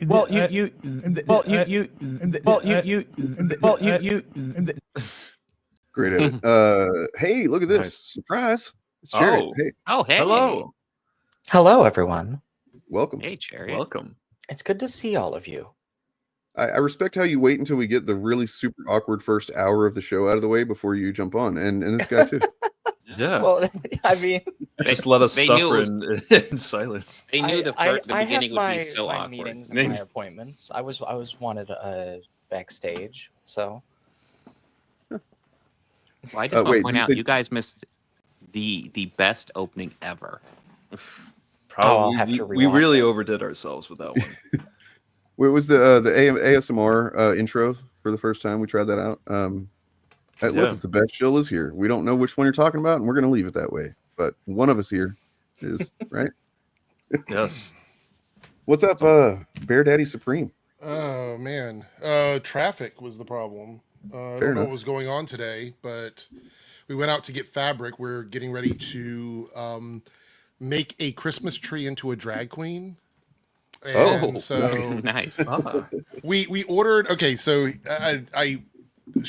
long story short, we ordered those big eyelashes that you see on the front of like cars and trucks. You know the ones I'm talking about? Like they go in your headlights and they look like actual eyelashes. I don't know. A lot of people may not have seen them, but we were inspired by those. And then we were like, we got these big round stuffed eyes. And we're like, okay, we're going to put the eyelashes on the eyes. And then we pulled out our Christmas trees. We're like, now we're going to put the eyes and the eyelashes on the Christmas tree. And then the Christmas tree suddenly became like a drag queen. So we went to the fabric store and purchased like a bunch of fabric and we're going to like put wigs on the top of it. It's going to be crazy. I'm going to take pictures of it. That's pretty awesome, actually. I would like to see some video or pictures of that when you get it done. I mean, speaking of like offshoot stuff, like I've always wanted to have like a manger set, but I'm not like remotely Christian, so I've always just wanted to figure out like a fandom manger set and just set up like a custom one. Well, the thing is that like we're not super religious either, and it's like one half of the family is Jewish, the other half of the family is Christian, so it's this weird weird thing. But we have like 3 different Christmas trees. We have a geeky comic book Christmas tree that we put up every year. We have a gamer tree with like PlayStation, Nintendo, Xbox, and now our 3rd tree is going to be this drag queen tree. So that's going to be awesome. That sounds awesome. Our cats might destroy it too. We have cats that love to pull decorations. Oh god, part of the fun. That's why you have the backup trees. That's what they're for. Yeah. But we've done a lot of renovation in the house, so we had an extra space for a tree, and we're like, well, let's do a. Originally, it was going to be a tree with just drag queen things on it, but then we were like, no, we're going to make so the tree is actually going to be a drag queen. So okay, that is awesome. What's the tree's name? We haven't decided yet. You got to tell me when you decide. Yeah, we're gonna figure it out. I might even like hold some sort of like poll on my community tab and be like, "This is what should we name her?" And I'll take a picture of her and post it and say, "What is this giving you?" So, I don't know, something like that. That's, you know, Dane, that's not bad. That's not bad. That's not that bad. So yeah, we're doing a Shillie nomination. You know, we've got some of it done already. We did yesterday and whatnot, as well as Chuddies. In case anybody missed it, in case somebody didn't hear the announcement that we do have someone that's going to be here accepting awards for the Chuds. When PP Little, I'm terribly scared. PP Little, you know, likes to keep a low profile these days because, you know, I think maybe he put too much heat on himself. Well, after he wrecked me in that debate, I just don't know. I think he went on like a victory tour, you know, just kind of took all the money he won in that. But yeah, I just have to ignore it. And since it would be weird to even nominate him for one award because he would just sweep all the awards, we just said no. Okay, you're disqualified from any awards, but you can accept for all the Chuds. So yes, I can't believe you've suppressed his free speech. That's what we do here. I mean, I did have to agree that he's able to say whatever he wants whenever he accepts these awards. So there's no suppression there. Like, oh no, oh no. And by the way, you guys are, you know, basically, if you've ever been on the show, you're not only invited, you're more than likely, I think, gonna probably get an award. So, spoiler alert, Dane. Yeah, I wanted to point out, I saw this today because I keep up with all the stupid YouTube stuff. As of tomorrow, any videos less than 3 minutes will automatically be converted into a short. So, what? Really? Keep that in mind. It has to be 3 minutes and 1 second long. Wait, so they're going to chop off 2 minutes of a 3-minute video, or what? No, all 3-minute videos will just be converted into shorts. Oh, so 3 minutes. So shorts are going to be up to 3 minutes now. Yeah, they're doing what TikTok did a while back because they're kind of increasing the. What are they going to do for movie trailers and stuff like that? I think that if you upload it in a certain aspect ratio, I think it stays. Okay. I think they're talking about any vertical videos that you've recorded that would have not been considered shorts prior to now. Because so it's not movie, like songs and. No. Like, could you imagine all music videos turn into shorts overnight? That would be crazy. Nice. But only if it's less than 3 minutes. My rock's fine. It would probably improve the shorts algorithm, to be honest. Probably, yeah. Probably. I've been using it quite a lot recently. Stephen Kennedy, I 100% intend to. I don't have an inspiration yet for the next one, but I'm keeping my eye out. Cool. I mean, nobody asked, but I did have an inspiration for a video I'm planning on doing before too long. That would be like mid-budget sci-fi action kind of movies that have some shit to say. Oh, that sounds really cool, actually. So we're talking about like Equilibrium in the Discord. Equilibrium, what else did I say? Fucking Repo Men with Jude Law. Things like that. Man, those are movies that have been on my I should watch list, but I've never gotten around to watching them.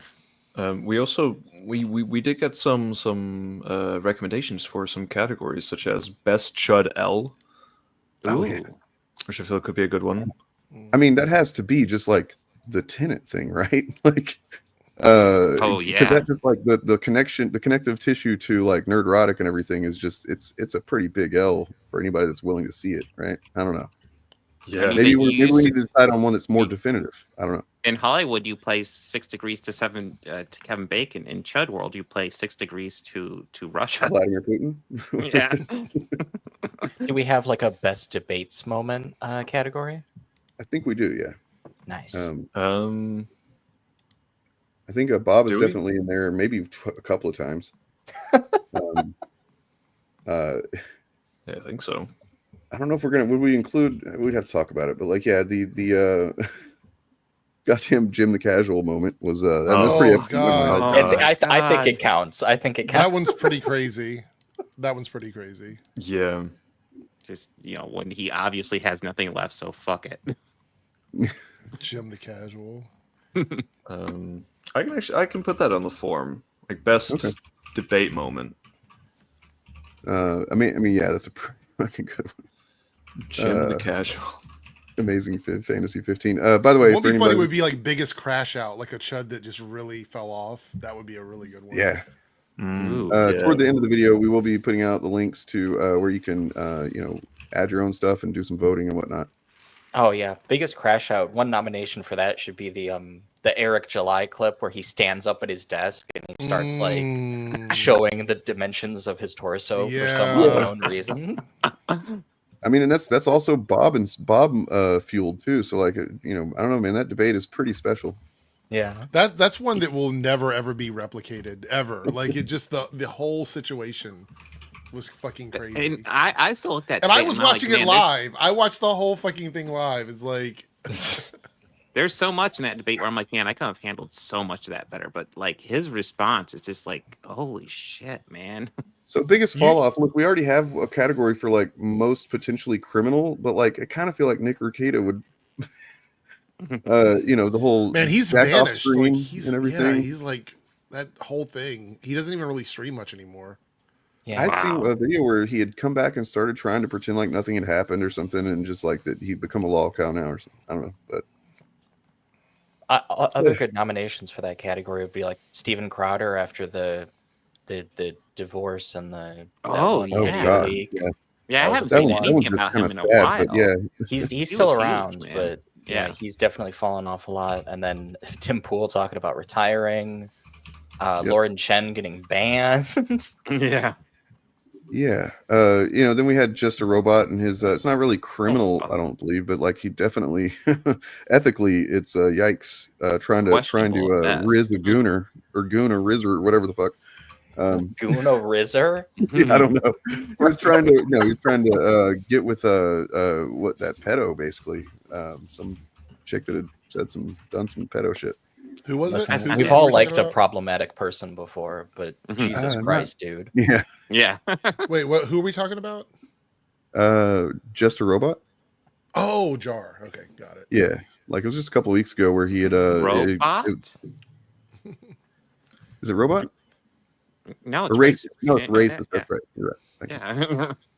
The guy that said that the reason that in Doctor Strange that that was it Sorcerer Supreme, the ancient one was actually played by Tilda Swinton was because there's just not that many Asian American actors. They were all out. They were all being used in other I movies. can't think of one personally. Not even. No. And then of course this the brown paper bag test, which is it's a test that racist people used to use, and he's not using it, but she definitely wouldn't pass it. What his luck was. Would you say that was one of those like woke overcorrections in that sense? Like they didn't want to cast Asian person because they were worried about the stereotype of that character, so they went out of their way to not cast an instead of changing what the character is. It's actually not that, because what it was much more cynical than that. It's just that they wanted to be able to show Doctor Strange in China, and in China you cannot acknowledge Tibet as a thing that exists, and in the comics the ancient one is a Tibetan. That makes sense, but also I'm thinking like they could have just tweaked the story, you know what I mean? Like they could have made it so they could feature somebody who is Chinese or an Asian American person, and made it so cringe. You know what I mean? Like they could have done that. There was some way that was not what they did. They could have done it better. I just don't. But they were like, fuck it. We're just gonna erase like an Asian person from this role. And look, I like Tilda, and I actually think she did a good job. Oh yeah, but it's just like what the fuck. Wait, that's the funniest possible idea. Like, okay, in the better version, Doctor Strange goes to Asia. He winds up in like northern India or somewhere, and he meets like a wise old woman. And he thinks that she's got mystical powers, but it turns out she's just really well educated. She's just a good doctor. Yeah. and she just teaches him all that stuff. I mean, there's a million. They could have done something with a Tibetan actor, Chinese actor, Asian American actor, but no, they just decided we're gonna. Well, I think they kind of hedge their bets in the sense that like they don't want to say it's Tibetan because China would get mad, but they don't want to say, that they also don't want to say it's, I don't know, it just. They didn't want somebody from China because then that looks like Tibetan erasure. So it's like they don't want to do that either. So then they just were like, we're going to erase all Asian people. It really is like a shitty math formula they came up with, and they're like, oh, this is the best outcome. That's what I'm saying. They should have just made it a completely different like mythology. Just went ahead and colonized. Yeah. I mean, they haven't even been able to get their movies through in China recently, and I know Kevin Feige's come out and said he just regrets not just doing a Tibetan actor. Yeah, I mean, there's something to be said about like bending the knee to a group that doesn't care. You know what I mean? Best brown noser. That's almost a good like one. There's a lot of do them. that. Tyrone Magnus is up there. Well, I mean, we kind of have that category, because we have one that includes, EFAP when it comes to drinker, as well as Jesse Grant when it comes to drinker. Yeah. Tyrone Magnus should be there as well for critical drinker. Yeah. Man, he's got a lot of fucking brown nosers. He does. It's almost like he's like the biggest one. Yeah. I think Tyrone does it for Nerdrotic too, doesn't he? Yeah, I haven't seen that, but I wouldn't doubt it. I don't really look at Tyrone Magnus because all he does is watch their videos and laugh through them. It's like, well, what's frustrating about him? It's nothing to it. What's frustrating about him is I've seen him be like reasonable, like not even that long ago, where he's like, no, I wouldn't say this is woke or whatever. Like this is kind of silly or something. He's not towing a line or anything. He's actually trying to use his own judgment, but still, it does include calling things woke, so it's stupid. But yeah. Yeah, over 2 million subscribers, and it's legit the lowest effort reactions ever. He could be in the laziest category as well. Yeah, the other thing is that, no offense, but like a lot of people take pride in coming up with like ways to make their streams more aesthetically pleasing, whether it be like backgrounds or whatever. All he does is sit at his kitchen table with OBS open, and he downloads the video, and then he watches the video and makes like snide comments about it. And he makes enough money. He could have an awesome setup. He just doesn't care. He doesn't need to. Well, because he doesn't care about the product that he's putting out. He just he's doing it for money, and it's even more obvious when there's no reinvestment into like your brand. Yeah. So. Oh, there's an idea. Comments. What about best commenter? Oh, like in chat. Not, well, you guys can take that whatever direction you want. I've just been scrolling through the comment sections on DJ's videos lately and engaging a little bit. Yeah, I always think it's funny when you clap back. I love it. I'm like, there they are. There's Chariot. I just show up sometimes. I've seen some interesting ones. My favorite by far was that guy who you posted a short, which your shorts are really fire actually, but. Oh, thank you. On one of them, there was a guy who was like, he was trying to make fun of you or something, and he did that thing where like they're not 100% sure what argument you're making or where you're going with the point, so they just try to contradict everything you say. And he walked himself right into affirming kind of the thing that you were talking about, and it was such a magical little moment. Yeah. Yeah, I mean, I try to stay away from the your shorts comments because I tend to get pretty pissed off. I would say the short comments are actually worse than the regular video comments. When I have like if you go look at I can't remember which video was it that I did. I think it was about RFK Jr. recently. I did one. It got it's like almost 2K views on that short, and I just uploaded a few days ago. But that one is pretty bad. Like the comments on that are pretty bad. They're like, bro, you don't even understand. It's like, no, because the picture where he's like eating McDonald's on the plane with Donald Trump and stuff like that. So like my whole thing is this is a guy who is running on the idea of being healthy, and he's eating McDonald's. And he actually has a famous video where he talks about McDonald's fries having 17 different ingredients in them. And yeah, they don't use beef tallow anymore is his complaint. Right.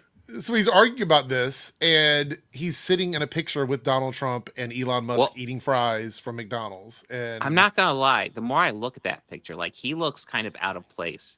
And part He of me looks is upset, almost kind of reminded of that Donald Trump Mitt Romney photo where you know just Well, I mean, like, because "The I think it's the fuck am I exact same doing thing. here?" I think you're right to Yeah. see that, because that is Trump. That's what he did. If you remember the beginning of right after he won the first time, he started having these people that, you know, it's basically his fealty thing that he does, where he's like gets these people and puts them in fucking uncomfortable situations, and he smiles real big while they're like, It's like a humiliation ritual thing. Like he needs to humiliate them and then lock them in. And it's like, I saw that and I made the video about it, and I'm talking about, you know, how fucking stupid it is that you have someone running on health, drinking a regular Coke and eating McDonald's.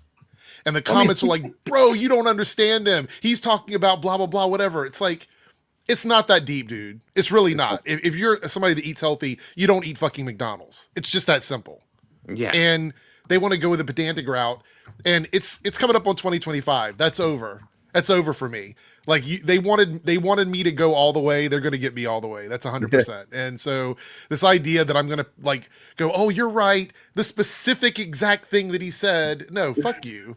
Fuck you. He's eating a quarter pounder with cheese. I know that because I eat that shit. I know what that is. Keep this photo up for a second. This is a beautiful photo.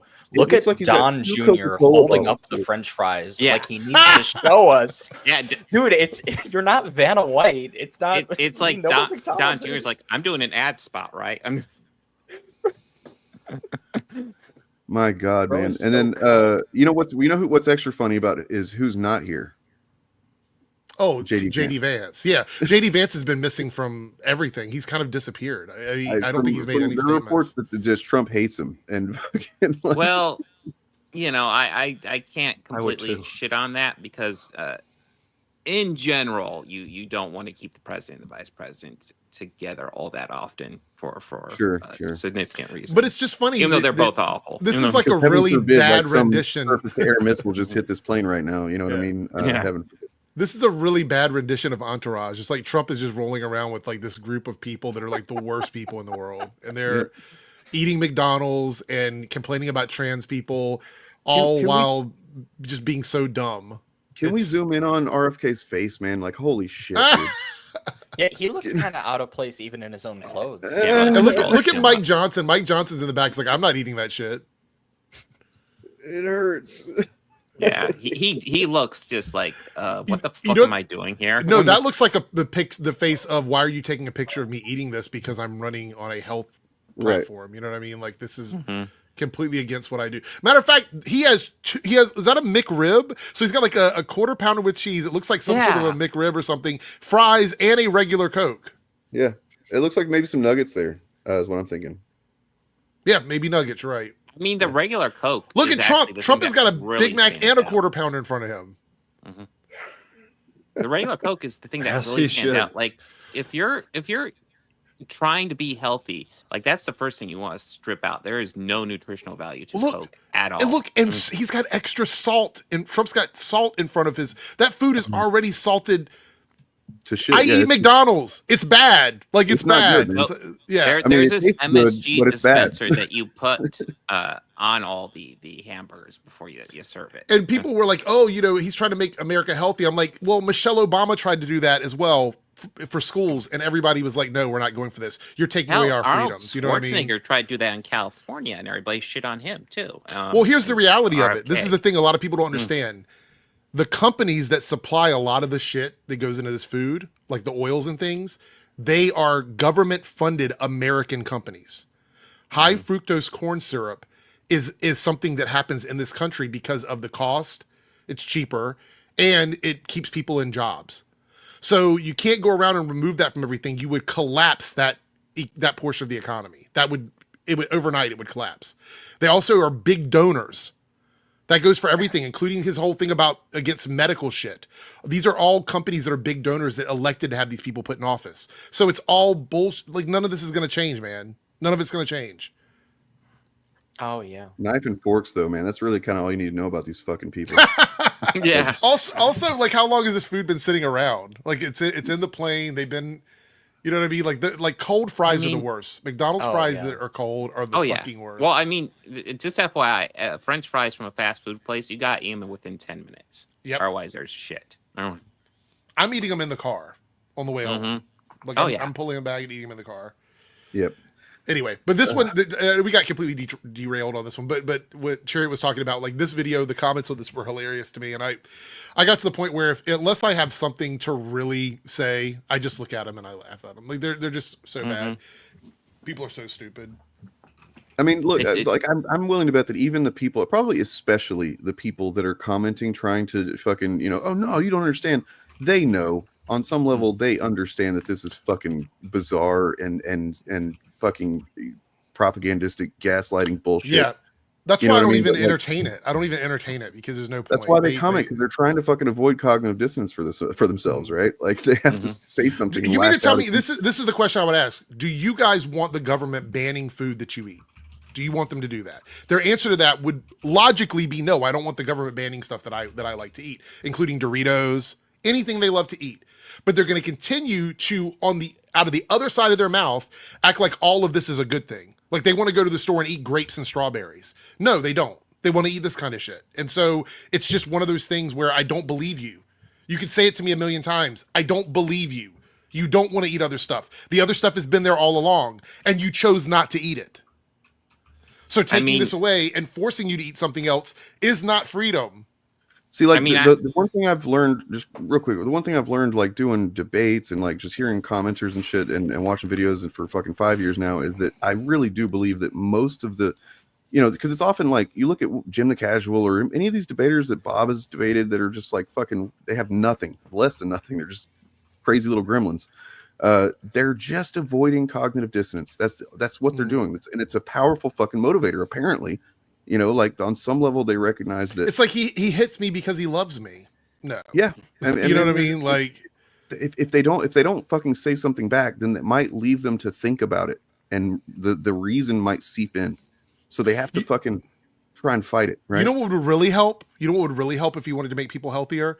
Lowering the cost on the healthier options. If you go in the grocery store now and you go to buy something that is lower in sugar, like the keto items, like the keto. Look, so my partner does keto. It's like every other week he does a full week of keto, and then he might have a cheat day here and there, but he tries to do keto as much as possible. The actual equivalent items for like keto process versus like the stuff you get in the junk food aisle, it's like 3 times more expensive. Yeah. So if he really wanted to make people healthier, they would go in with the intention to lower the prices on the healthier options, make it easier in the food deserts, places where people don't have fresh foods, like a lot of these cities where you have to get your food from the Dollar Tree because you can't go to the grocery store and get fresh food. If he really wanted to make a difference, those are the things he would be focusing on. Not banning McDonald's, not taking fluoride out of water. This is all conspiracy theory bullshit. That's all it is. When I was thinking about doing politics, God, it feels like forever ago. But one of the ideas I wanted to push was the idea, like, just make food stamps for everybody, but make it so it works pretty much exclusively for healthy options. Mm-hmm. So if you want to go get healthy food, government will cover that for you. Because like if you ban stuff like McDonald's or other kinds of processed food, like there's other unhealthy food. You can still have that. It's just not going to cover. Exactly. It's just in general a problem with when healthy food is the more expensive option, and the things that's likely to be most unhealthy for you is the cheaper option. And I hate to say it, but like getting rid of junk food would crash the economy. Oh yeah. And plus, I mean, it's you would terrible overnight. You would put out 7-Elevens would be out of business. 7-Elevens would be out of business. Dollar Trees would be out of business. Walmarts would be out of business. Like banning anything, like any sort of like throwaway junk food, even if it is a healthier thing, it would completely destroy the American economy. It would. And it's always like a wealthy person who comes with the idea to ban junk food, because obviously they would be fine with it. They'd be able to buy the more expensive and healthy food. There's a few easy guidelines really if you want to eat healthier. It's not that hard, and like and you should consider it. I'm trying to, like, if you want to eat less than 10% of your daily calorie intake should be like super processed shit. less than 10%, and that's just actually a great start, along with plenty of water. And then and then start replacing with vegetables. Obviously, you're going to need to replace if you are eating more than 10% of daily with processed shit. You want to replace that with vegetables and fruits and stuff. Mm-hmm. And grain. The hardest thing apparently to get is fiber, like a healthy amount of fiber. Yeah, and I do a multivitamin every day. So I try to get everything in the first thing in the morning as best I can, because I'm bad about it. I don't count calories like I should. I try to stay away from sugar, but I don't count calories like I should. My partner does the keto thing, so he sort of helps me out a little bit. But overall, I want the option to buy whatever I want to buy, and if it's not good for me, it's not good for me. Is that I'm like, I do want to fucking get a goddamn quarter pounder with cheese sometimes. I'm sorry, I do. Yeah. What are they going to ban? Are they going to ban cigarettes? Yeah. Are they going to ban cigarettes? Are they going to ban cigars? You know what I mean? Like where does it stop? That's the question. Where do we reach the point where it's like, we're doing this for your own health? Like, where does that end? And if I were to ask that to somebody who is MAGA, they wouldn't have an answer for me, because then they would say, you'll believe anything. It's just a slippery slope or whatever. The same crowd that thinks that kids are going to school and getting sex changes. You pry my giant fucking iced coffee from my cold dead hands. Yeah, the coffee is a part of me. It's ingrained in my DNA. It is not going fucking anywhere. I actually don't drink coffee, so but look, I will fight for your right to drink coffee. I don't do it, but I would fight for your right to drink coffee. I got bad off on energy drinks for a while too, man. I'm still doing them sometimes. Oh, I don't do energy drinks at all. I never drink energy drinks, and then I found one that just is fucking delicious, and look, for a while on my other channel, I actually had an energy drink sponsorship for like 6 months or something. And I tell you what, I felt so awful when I wasn't drinking it that I just had to give it up. I was like, this is just not good for me. So it was that powder stuff. I don't remember what the company was. It was like 3 or 4 years ago. The powder that you mix with water or whatever. I can't remember what the company was, but yeah, I know what you're talking about. I don't remember. I will say, if we're talking about cheaper, healthier stuff, one thing I've gotten to the habit of is I will just get like a head of lettuce. It'll be good for a couple days. And then just get any salad ingredients you like. Anything that you want to throw into a salad. Even if it's a little bit unhealthy, like some cheese or something. Get some dressing you like. Every day, make yourself a big old salad. That's pretty healthy.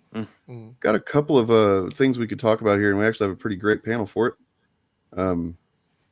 So, Bob, do you have whatever it was that Birdman had shared, and you said something like give me a moment, I can dig that up.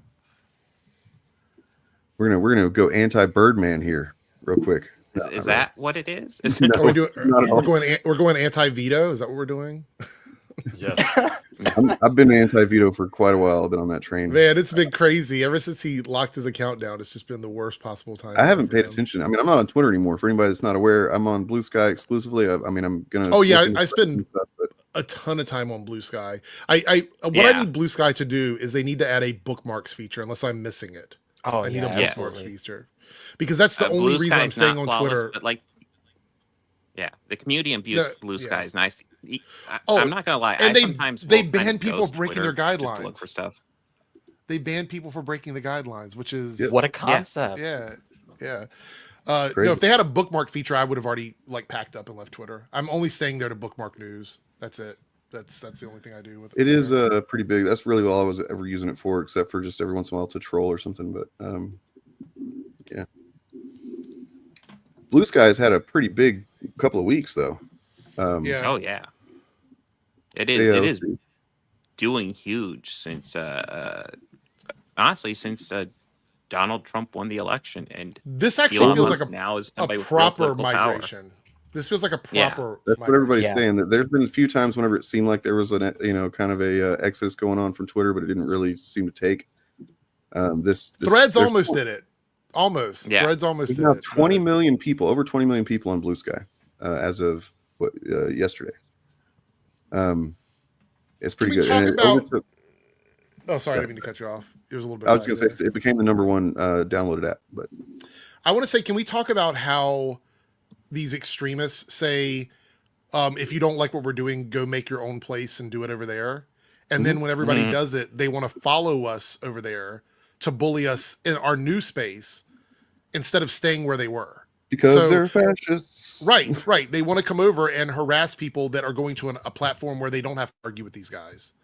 and they're like, oh, just like when they say, just create your own characters, create your own stories, make your own this, make your own that. And so I keep getting fucking spam even after this election's over. It should have ended by now. But they say that, and then they follow us over there, and then they're like, oh, why can't I go over and post all of this hateful stuff that's against their terms of service? I truly believe that, and I'm making a video on this probably, I think tomorrow's Thursday, right? Yeah, tomorrow. I believe that the reason why we're in the position we're in now, a big reason why we're in the position we're in now, is a lack of enforcement from social media platforms like Twitter, YouTube, Facebook. They have these rules in place to prevent people from spreading lies, from spreading outrage, all these things, and they don't enforce them correctly. Well, that's why what Blue Sky has done, like what they did with doing an invite only up until I think February of this year, was brilliant, because they gave them time to establish, kind of they talk about it like the people that run it have talked about, like it established like the protocols and stuff like that. Mm-hmm. Really, it's a culture that's been established, because you can see it every day. People are posting like, don't fucking retweet chuds and dumb shit, and you don't really see that. I don't see it. I don't see bad takes getting retweeted. People just block on site, and it's like the lessons does seem to have stuck from Twitter to some degree, and that's great. Mm-hmm. So this guy had a Blue Sky account. Mm-hmm. The quartering. See, report and block. Yeah. Oh wait, no, not anymore. Well, it's suspended though. Is it permanent, temporary? What? I mean, they can create another account, but if somebody reports it, they'll just get blocked again. Suspended again. Well, here, there's actually an update from Coco Fox, who's apparently on our server. But there's this. Coco Fox runs our server. Our secret not server? The quartering. Yeah. Oh, he's gone now. He's gone. Oh. I heard somebody got Nerdrotic's name. Is that true? Does somebody have Nerdrotic on there? That's not Nerdrotic? I don't know. Oh, that'd be very funny. Nerdrotic, open parentheses. Okay, I suggest right now, like, anybody who is looking for a new handle, you know what to do. Yeah. Yes. You know what to do. Just take all of their handles. Follow me at Ripaverse on. I mean, I definitely think at Twitter, absolutely, it's intentional for sure. No doubt there. I think Twitter's the worst, personally. I think Twitter is the worst of all. I think that the way that these the way social media algorithms generally work just benefits disinformation, misinformation, and just like hot takes and like bullshit and outrage. It just is the way it works.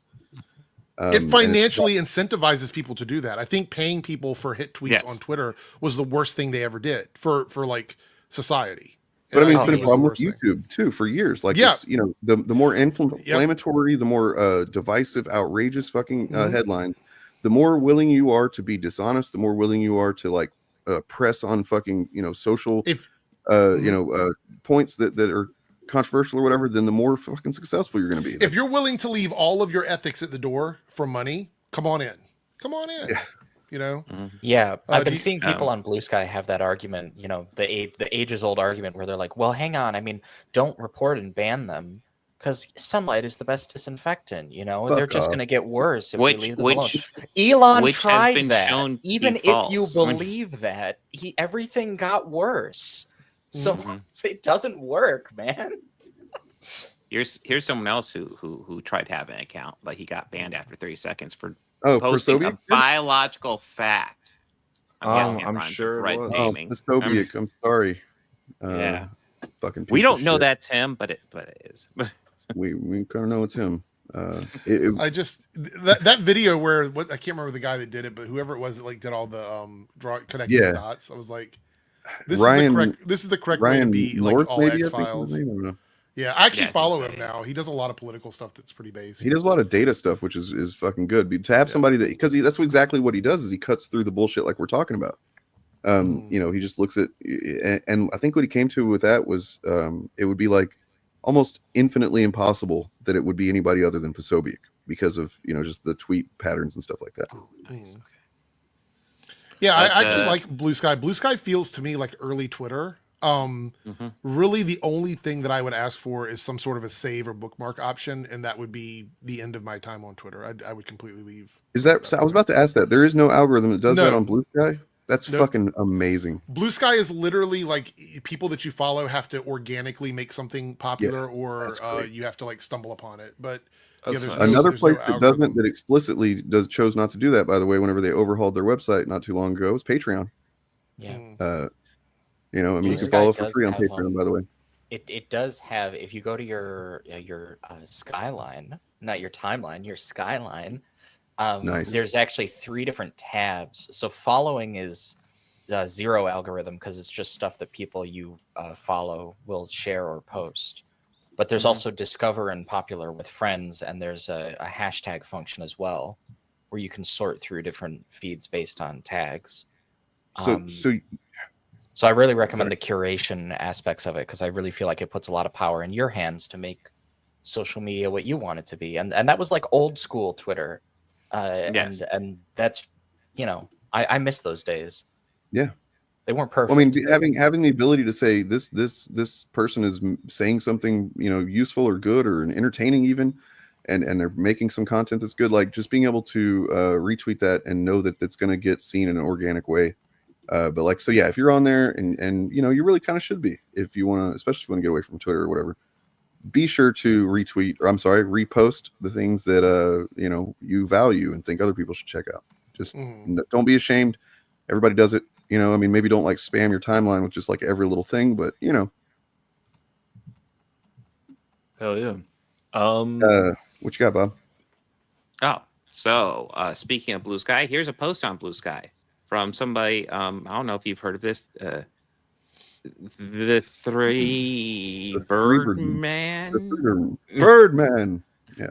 The Birdman. No, the Birdman. Base dude.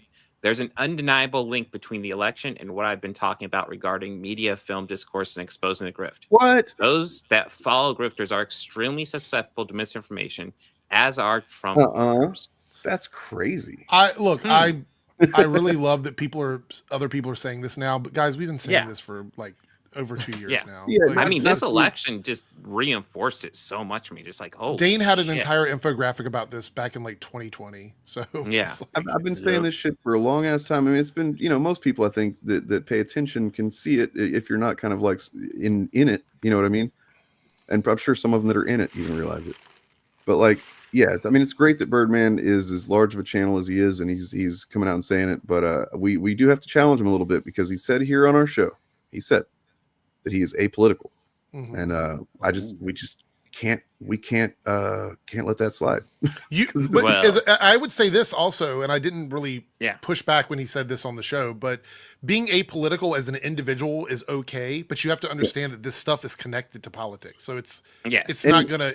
There's no splitting. He's coming to understand it on his own, like kind of organically, and that's good. That's rarely the way it should be. It's like he's experiencing it from his perspective with his platform, and he's come to the conclusion that you would come to if you aren't just completely fucking absorbed by bias. I will say it's almost like we've been saying this for a while, though. I mean, it's just, you know, it's almost like there's a political party that that's way. been completely dominated by grifters.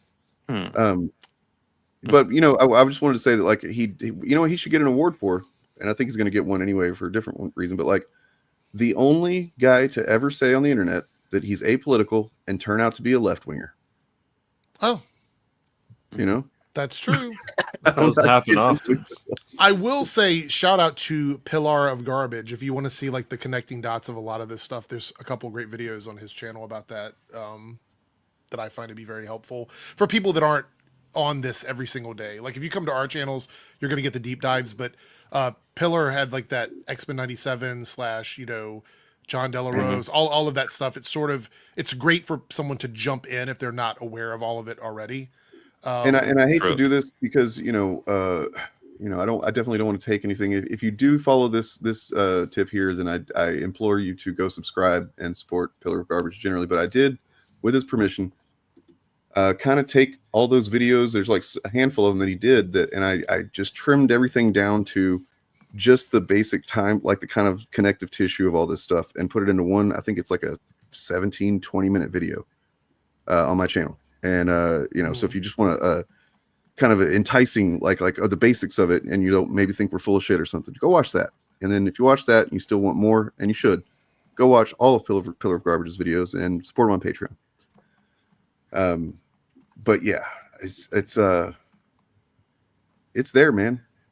I think that most people see it by now. I hope. I don't know. Yeah, I think so. And I loved that latest Pillar of Garbage video because it really plays into a the very slop long one. it plays into that a was really long good. video essay that I've been writing for a while now about something that happened on TikTok a while back. There was TikTok drama, and I've been deep in my my sociological kind of autopsy on what's been I going wish on I could over get there. into TikTok a bit more. I just can't make it. I know. I only heard about it because of post breach more containment. shorts on there, but yeah. One thing that I've seen repeated a lot in the last couple of weeks is we need a left-wing Joe Rogan, something along that sentiment. Well, I think generally. a lot of people have pointed out the issue with that. It's not so much that we don't have left wingers who can like do that shit. The issue is they aren't getting a fuck ton of dark money being pumped into their goddamn shows. I think there's more to it, and I got this video from Taylor Lorenz's channel where she talks to a guy who I'm definitely following his podcast now. He seems to kind of have a pretty good grasp of this stuff, but I figure we could check out some of this because this dude makes some excellent points. Someone is going out and voting for Donald Trump after listening to one podcast from Aiden Ross is just completely wrong. It's still Trump 2024. I'm going to stand by it. I'm voting Trump 2024, and that's it. And I promise you I am. All right? 2024 Trump. He's an American hero.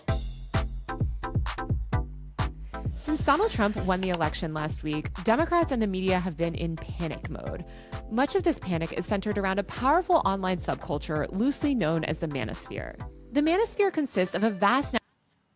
Yeah. Real quick, sorry, before we get into this, did we want to, were there any new categories or anything we wanted to add or bring up, or Turf? Where are you at? Because Turf's got to head out soon, don't you? Yes, pretty soon. I mean, I have like a working form ready. Pretty much, we have a lot of categories on here, and obviously, like until like before now and next week, we're also just internally gonna think of a bunch. Do we want to go ahead and give out a voting link now, or what?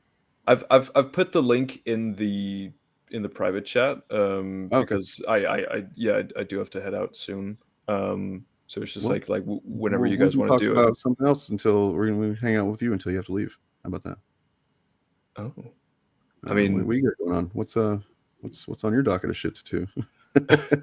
Nothing. The Shillies. Oh yeah, that's all I have.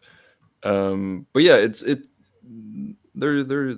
I think there's a good small selection here of also the ones that we've talked about. I've put them in there with some nominations. Okay, and this is people are able to access this, right? Like they don't need permission or anything. I don't believe so. I think if you have the link, I do. Yes. Once you have the link, I think it should be fine. If one of you guys could just like check, that would be nice. So yeah, I'm gonna go ahead and drop it and let us know if you have any issues getting to this form. Perfect. All right, and then over the next couple of days, we can also post it different places. You know what? I'm gonna make a small version of that link. How about that? Sounds good. I can also make a smaller version of it actually through forms. There's an option for shorter URL.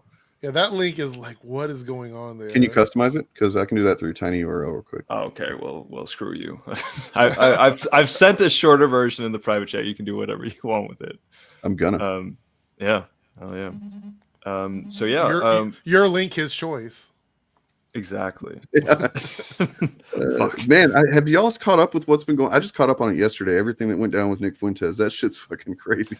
Yeah, that's insane. Well, I've even heard the Cope shit like saying, "Oh, he's obviously joking." It's like, oh god, that's always the response. Like if something is serious and there's no other explanation, like, "Oh, obviously he was just joking." No, it's not obvious he was. They always say that. It doesn't shit, remove, but there are people who take it seriously. So yeah, it doesn't remove anyone from responsibility. It's just a pathetic way of doing that.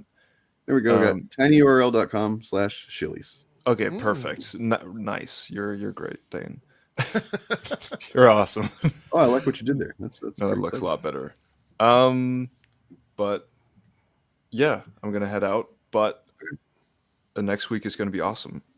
and it's going to be fun. It's going to be hopefully we some, see a lot of people there. We're hoping to have Especially a lot of everybody that watches this ever and hasn't watched this ever needs to be watching, and then also all of every single like subscriber added together throughout all our channels needs to be there. True. We'll know. Yes. Including Pillar of Garbages. And we will shame you if you're not here for sure. And if there's some overlap in our subscriber base, then I'm going to ask you guys make separate accounts so it all adds up. I mean, we could always post the link in Saltier Than Great. That would also be funny to see. Like that could be, yeah, that's a good idea. We might maybe post some voting link in there just to kind of get it started. But you know what? Every time I try and post there, my post gets deleted immediately. So somebody else needs to fucking do it. I don't know what it is. I don't know why they don't want to. Like every time I try and post something, it's like your fucking shit has been deleted, asshole. Yeah. Yeah, we can. Not Saltier We and can Great, share but I've wherever dealt we with want. that stuff before, and it's like, what the hell? Yeah. There's also like I don't think there's much in the survey for people, you know, like fans of chuds to really go in there and like screw anything with it, you know? Right. Like, I mean, all they can really do is contribute to voting for. I guess they could, if they want to make sure that their favorite chud doesn't get voted for, they could do that. But like, I'm gonna post the link in the Ripaverse Reddit, even though nobody's there. It's like a ghost town. Maybe 2 people will see it. There's that one guy, that one hero keeping it alive. Yes. All right. Well, but yeah. Perfect. All right. I'll get out of here. See you later, guys next week. Yep. For the Shillies. See ya, Turf. See ya. It's been a pleasure. All right. 83 people watching across what we got 4 channels. So like and subscribe wherever you're at. And then hop over to the other ones if you feel like it. Even if you don't, like and subscribe there. You Also, should definitely subscribe to my share it. channel. If you don't, you are an asshole. So it's that simple. Watch your fucking language. Man. You know, it's funny. I talked about it on my video today, but there's a lot of people that, you know, we're talking about self-censorship of slurs and stuff like that. You know what I mean? Like watching out, making sure you're not saying this and not saying that. Yeah. I asked one of the guys, I can't remember which stream it was, but I was like, do you say foul things around children? No, of course not. Oh, so you do understand what self-censorship is. You do understand that you can not say certain things to offend certain people because you do it around kids. You just choose to be an asshole to other adults is what it is. Like that's the whole thing. You know, they understand that self-censorship is a normal thing that people do until it applies to people they want to talk shit about. And then all of a sudden it goes out. It really just seems to boil down to there are people that believe that the internet should be the place where they can just say anything. Yeah. And you know, they have different standards for off the internet, but like when it comes to the internet, that's where you can just fucking say, except for, you know, don't criticize my favorite, you know, fucking fascist president or whatever. The other thing is, why do you want to say it? That's the bigger question. You can say whatever you want.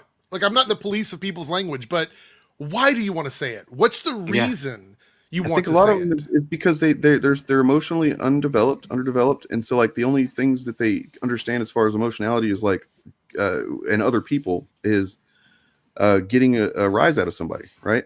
They don't know how to have a healthy, productive, exchange of dialogue with anybody. So the only thing they really do that makes them feel valid or like I exist as a human being is to fucking piss people off or upset people. Yeah. And they want to be able to do that. Yeah. I mean, it baffles me that we have adults out here that was quick. We have adults out here that don't seem to understand decorum. It's not really about like oppression. Nobody's saying you cannot say something, because the reality is anybody can say anything they want. You know what I mean? Unless you're in a country where you go to jail for it, then maybe you won't say it. But in general, like just the idea that saying bad things could result in people going, you're not a good person because you're saying slurs. They don't want to be told that. So they push back against the idea that saying slurs is bad, even though they know it is. They always come up with excuses for it. It's just crazy. It's crazy. I don't believe that conservatives don't support any kind of like self-censorship or shaming either, because like anybody who grew up in a church knows that that's like the number one favorite thing of like conservative groups. Also, like get real with these people. You know, the way they talk about like collectivism, that used to be a big boogeyman for a long time. Again, a huge church thing a lot of social pressure and social shaming and silencing going on there. But like, even just broadly among conservatives, like, you know, bullying people to your left also has a chilling effect on speech. I'm sorry, you know, slurs and themselves, you know, we might argue, okay, well, policing slurs technically has a chilling effect on speech. Okay, but so does saying them, you know, like, so like this whole, it's, to me, it's always been like a pick your poison kind of deal. And I would much rather have the non-bigoted version of that. But I just don't understand the way that people, you know, and I think it came up earlier in this conversation and I bit my tongue a little bit, but I don't understand the way that people who are a part of these right-wing movements are so comfortable lying all the time. It's their favorite thing to do. And not just to us, but to themselves. My number one favorite thing is Donald Trump or somebody Trump appointed or somebody a part of the Republican Party says they're going to do something. And then they write it out in policy how they're going to do it. And then, you know, it gets coverage by left-wingers who are opposed to it, of course. And right-wingers react to those left-wingers and they say, oh, you really think he's going to do that? Well, I mean, let's look at the facts. He said he was going to do it. He's going to do it. It aligns with the stuff that he's already done. So why wouldn't he, you know, because you've got a fairy tale version of him in your imagination that's more convenient for you to argue to defend in this moment? No, the world doesn't orbit your convenience. It's ridiculous. So I feel like that whole bad faith, because that's what real bad faith is fundamentally. It's that self-delusion of rewriting the way that you engage with the world in that dishonest and what's the word I'm looking for? Like insincere kind of way. People use bad faith a lot to mean like, oh, you're being uncharitable. Too. Like a very disingenuous. Exactly, disingenuous. Yeah. I thought bad faith was criticizing Mahler. It's that's what people. So this is the game that they play, right? This is exactly how the game works. Is like they will be disingenuous.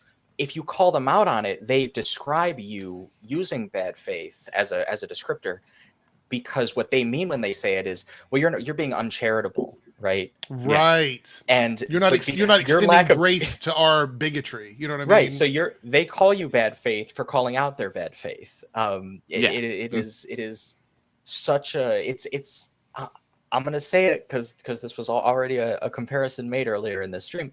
It's like Darvo speak, kind of. It's like, well, I'm gonna call you the thing that I'm doing to you, basically. It's a way to control the conversation. Yeah. The other thing is, I think the idea of saying and doing things that are not favorably looked upon is a juvenile way to exist.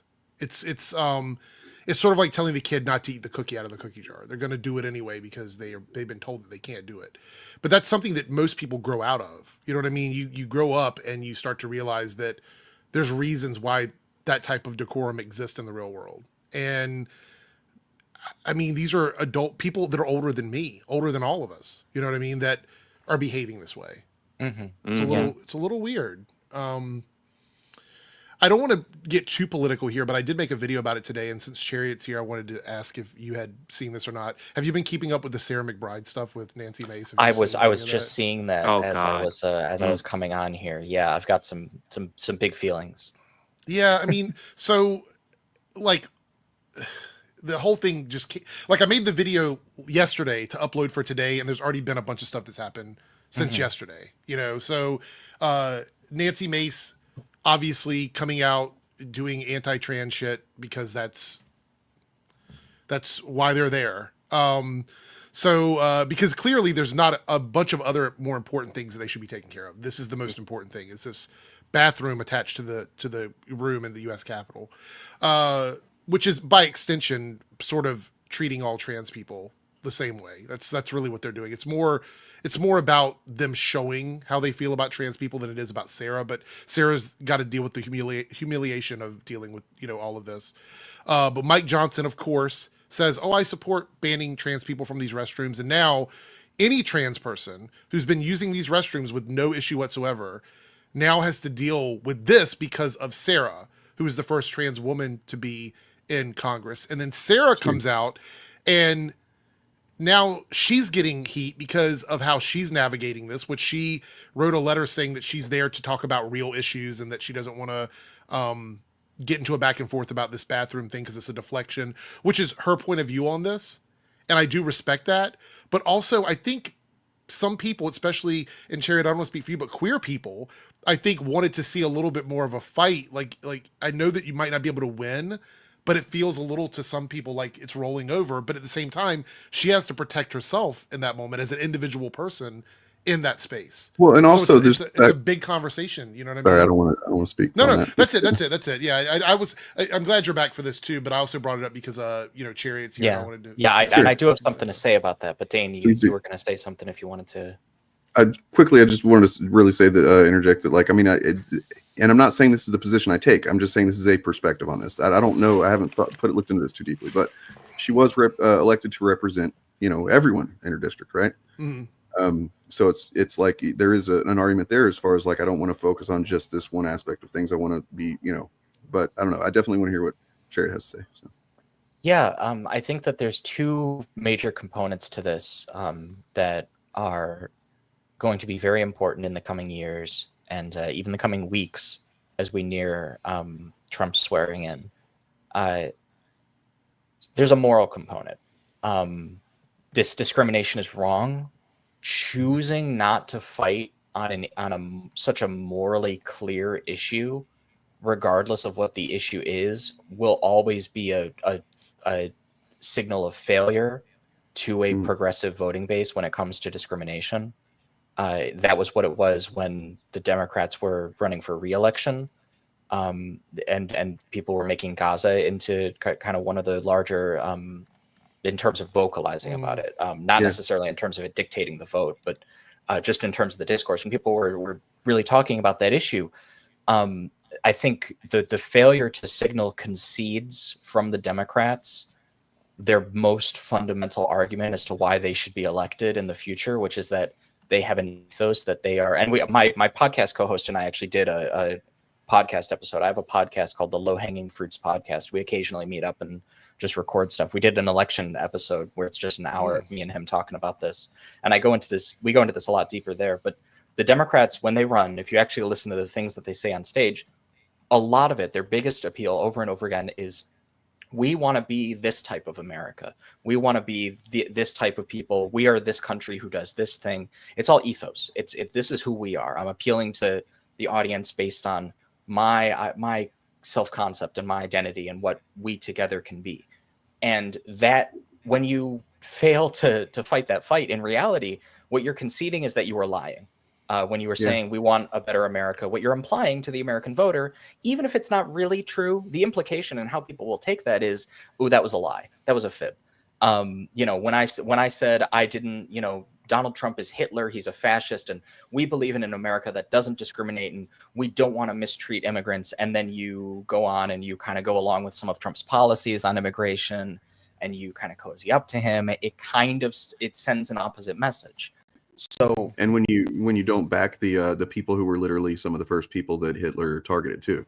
To be clear, like this isn't even me saying like there's not an argument for another path of action, just that they're conceding the legitimacy of their most frequent rhetorical appeal. So they've put themselves, because they've made both of those decisions, into a no-win situation morally. That's thing one. Thing two is the Democrats are going into this next 2 years until the next midterm, God willing. For the next 2 years, they will be the minority in every part of the federal government, all three branches. And even in Congress, it's both the Senate and the House. And McBride is a representative, and she has a duty to resist every single thing the Republicans are going to try to do against vulnerable people. A single concession is one too many, because it gives them the momentum to push. And it's a concession at the very beginning. Like, this is the very first issue, in advance, conceding that you're not even going to, because that's effectively what her letter said. And I want to say, to give her some grace where it is deserved. I understand the sentiment. I understand the emotional motivation. For any other transgender woman, she would be making the perfectly rational decision. But she chose this. You do not run to be a representative at the federal level to not get into fights like this. You knew what you were getting into. I also want to point out that the response to what she did is being doubled down with like, you're a man, you don't belong here, blah, blah, blah. Like this sort of like concession on this issue doesn't win you any favor from any of the people that don't like you. It just doesn't, you know? Yeah, that's why there's no point in looking for concessions with these people. Right. Honestly, this whole debate, the big thing, my takeaway from this debate, or this issue that has come up, is that, goddamn, we just need to get rid of gendered bathrooms. I'm sorry, just fucking gone with them. I'm done with this. I know. A lot of places in my area, especially a lot of the queer-friendly places, have just made bathrooms with doors on them, and people can go in and shut the door and use the bathroom. So I live in Portland, Oregon, which, you know, everybody knows we're the wokest in the world, right? And like, I can't think of the last place that I've been that had just like exclusively, you know, male and female, men and women bathrooms. You know, anywhere that I'm aware of a bathroom situation that I've been in, I don't know, a couple of years, it's been, you know, something's inclusive. And it's kind of bizarre that there's just like no reports of anything nefarious happening or any kind of like, oh my God, some problem arose from this. It's just like, no, people are just pissing and shitting. Well, that's the thing is, well, the first thing is how many people, cisgender people who have this awful feeling about trans people, how many times they actually encountered a problem with a trans person in the bathroom? The answer is almost going to be zero. I can't imagine there's a bunch of, unless they initiated the problem. I can't imagine any trans person going in the bathroom and starting a fight with a cisgender person for no reason. Assault, whatever it is. I can't imagine that. There's no reports of it. You don't see anything like that happening. So that's a lie. The logical notion of like, if there's somebody that wants to, you know, because the implication behind a lot of it is that there's going to be some, you know, predator man that's going to dress up like a woman and go into the bed. It's like they can do that anyway. Well, that's what I mean. That's what I'm saying. So it's a redundancy. It's a redundancy. It's like when they talk about gay people during Pride being in public and some of them are not wearing clothes or whatever. There's already indecency laws. You don't need additional laws specifically for gay people. If they're breaking the law, they're breaking the law. Period. It doesn't matter if they're gay, straight, trans, cis, whatever it is. Those laws already exist. There's already laws in place for people going in bathrooms and doing things that they're not supposed to do. So we don't need additional laws for marginalized communities. That's literally the argument people are having. Yeah, and I just want to point out, people were dunking on feminists on YouTube in 2014, 2015, when they were talking about rape culture, when they were talking about these problems, the campus rape culture that Title IX was trying to address, the issues with these rape kits, untested rape kits, just languishing in like storehouses. The fact that you cannot, when you want to persecute a minority group, all you have to do is paint them as being a bad thing. When a man actually empirically with biological evidence, I know DNA evidence is not 100% like foolproof. There, no evidence really is, but one second. With very good evidence. The best goddamn podcast on the internet. That's what. with very solid evidence, sometimes with witness testimony. When you want to convict a man who has verifiably, by every metric, sexually assaulted a woman in the most grotesque way possible, you can barely get that dude to do a year in prison. And that's some of them are getting elected into. Some of them were not elected. Some of them are getting appointed into office now. Conservatives will reelect them. Well, conservatives will reelect a pedophile. I mean, I'm just going to say one of them really just got elected to president. One of them just. Yeah, I'm gonna say something, and people can feel however way they want to feel about it. But I'm just gonna say, Rage Against the Machine did not go far enough. Okay, they said some of those who work forces are the same who burn crosses. Some of those who hurt women are the same who rape children. These people are the problem. Pedocon theory is a theory in the same way that gravity is a theory. You know what really has struck me in all of this in a strange way is that I try to reach across that aisle with people, and I found common ground with a lot of folks. But then some of the other extended people in that circle, the ones that I don't really talk to, just ones that I see here and there, watching them make excuses for why felons are allowed to represent our country, why abusers are allowed to represent our country, why, you know, the Christians that allow men that have cheated on their wives, that have had babies with mistresses and things like that. All of these things that they're supposed to be totally against, and that's what they chastise the queer community for. You know what I mean? About all the things that we do that is morally wrong.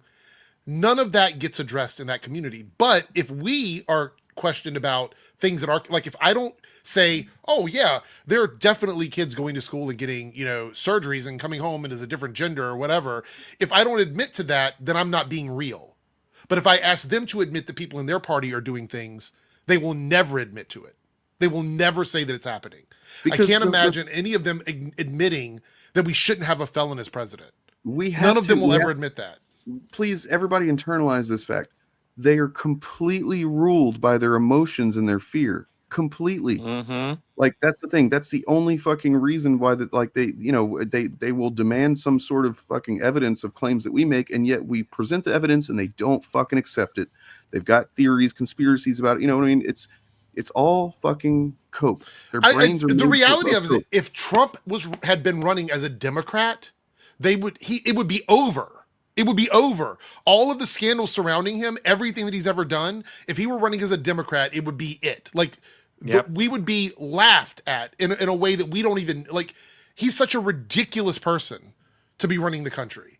The fact that they seem to forgive him for every single thing that he has done, it's not baffling to me anymore, because I understand that they need to maintain that supremacy, and that supremacy requires them to have a clown that they can control. I get it. In his first campaign, he made the claim, and it figuratively, it was like, yeah, that's probably true, that he could shoot somebody in Fifth Avenue and get away with it, and they would still love him.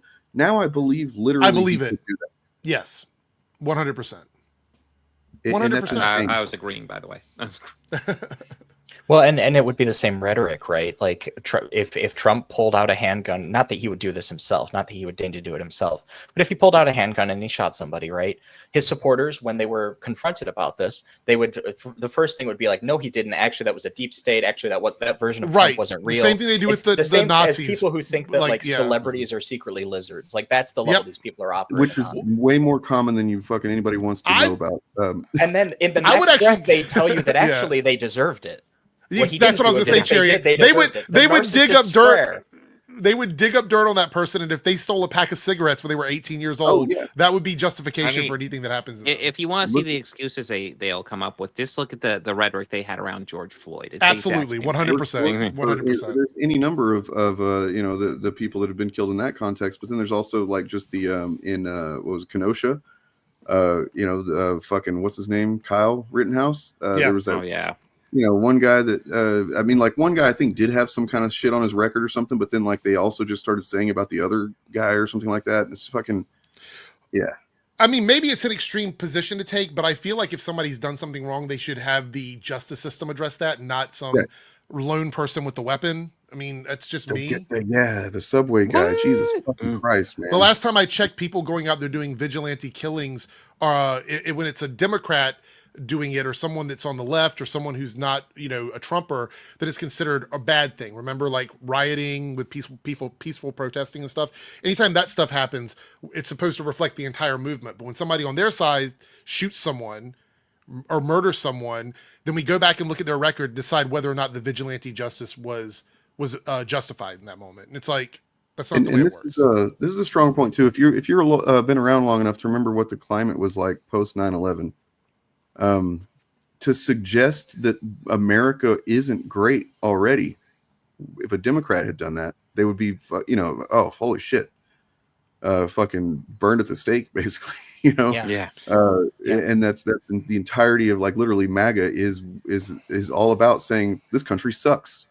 And, you know, never mind the fact that, hey, look, you had it for 4 years. If it still sucks, then maybe it didn't do a very good job at it. Well, I mean, the same party called Puerto Rico, and by extension, Puerto Ricans, garbage. And then Biden says that part of their group is garbage, and they lose their fucking minds.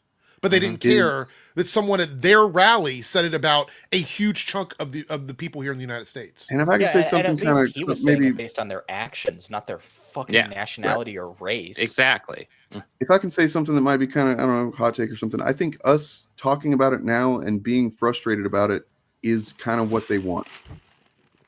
You know what I mean? Like maybe not like it's not the direct intention, but like it is beneficial to them because we're not, I don't know. We've been having a lot of conversations in Discord and whatnot about, and even on some streams about like what it is that we missed as far as like,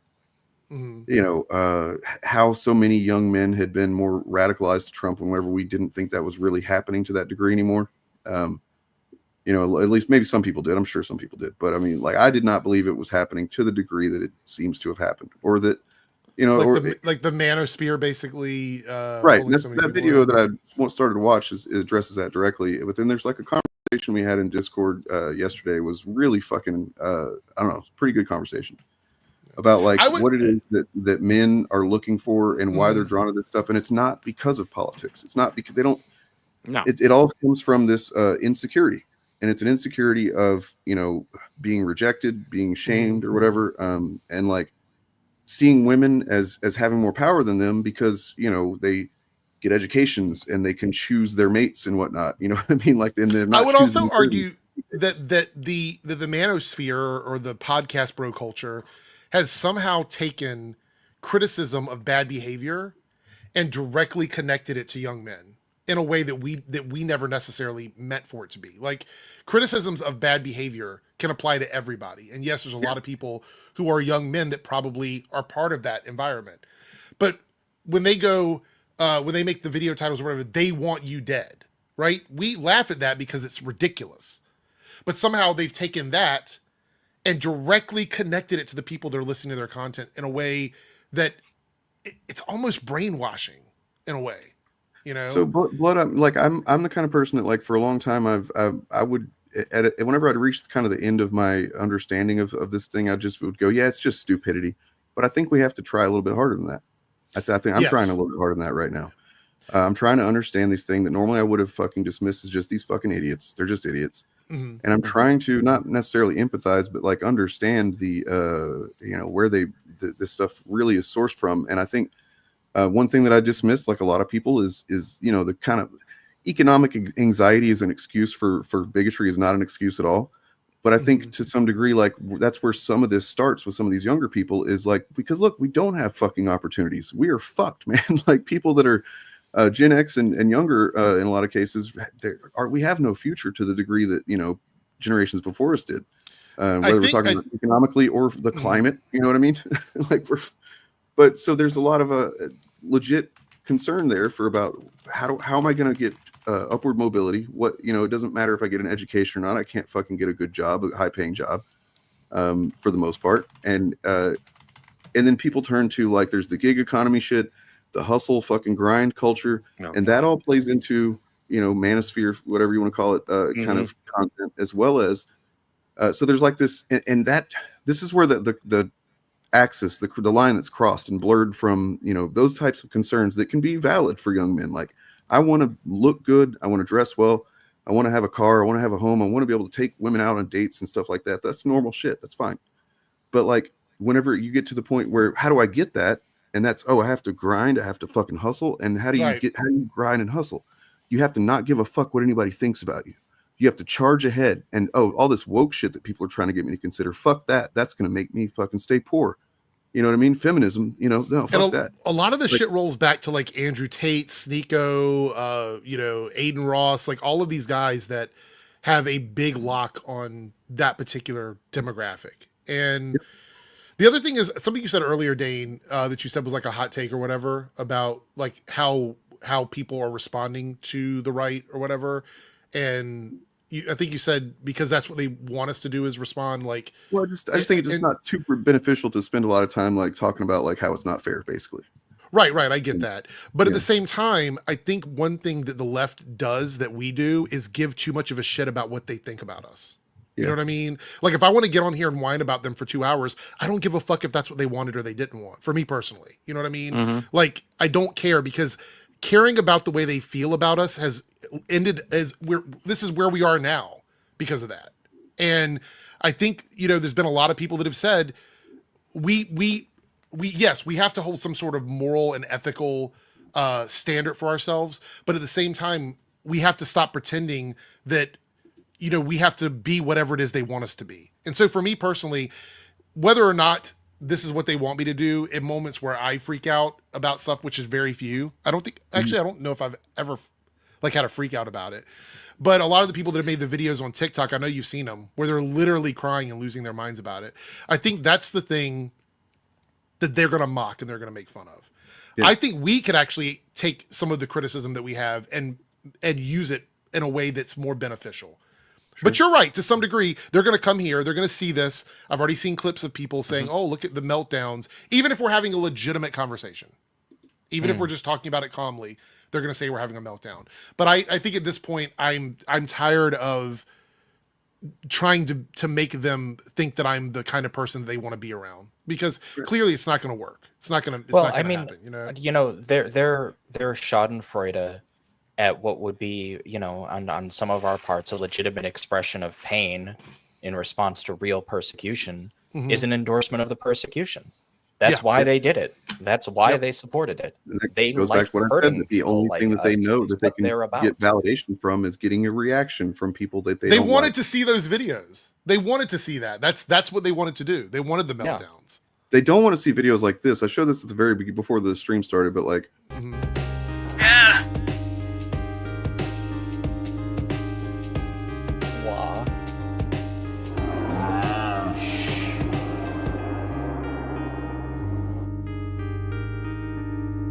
That was close and straight.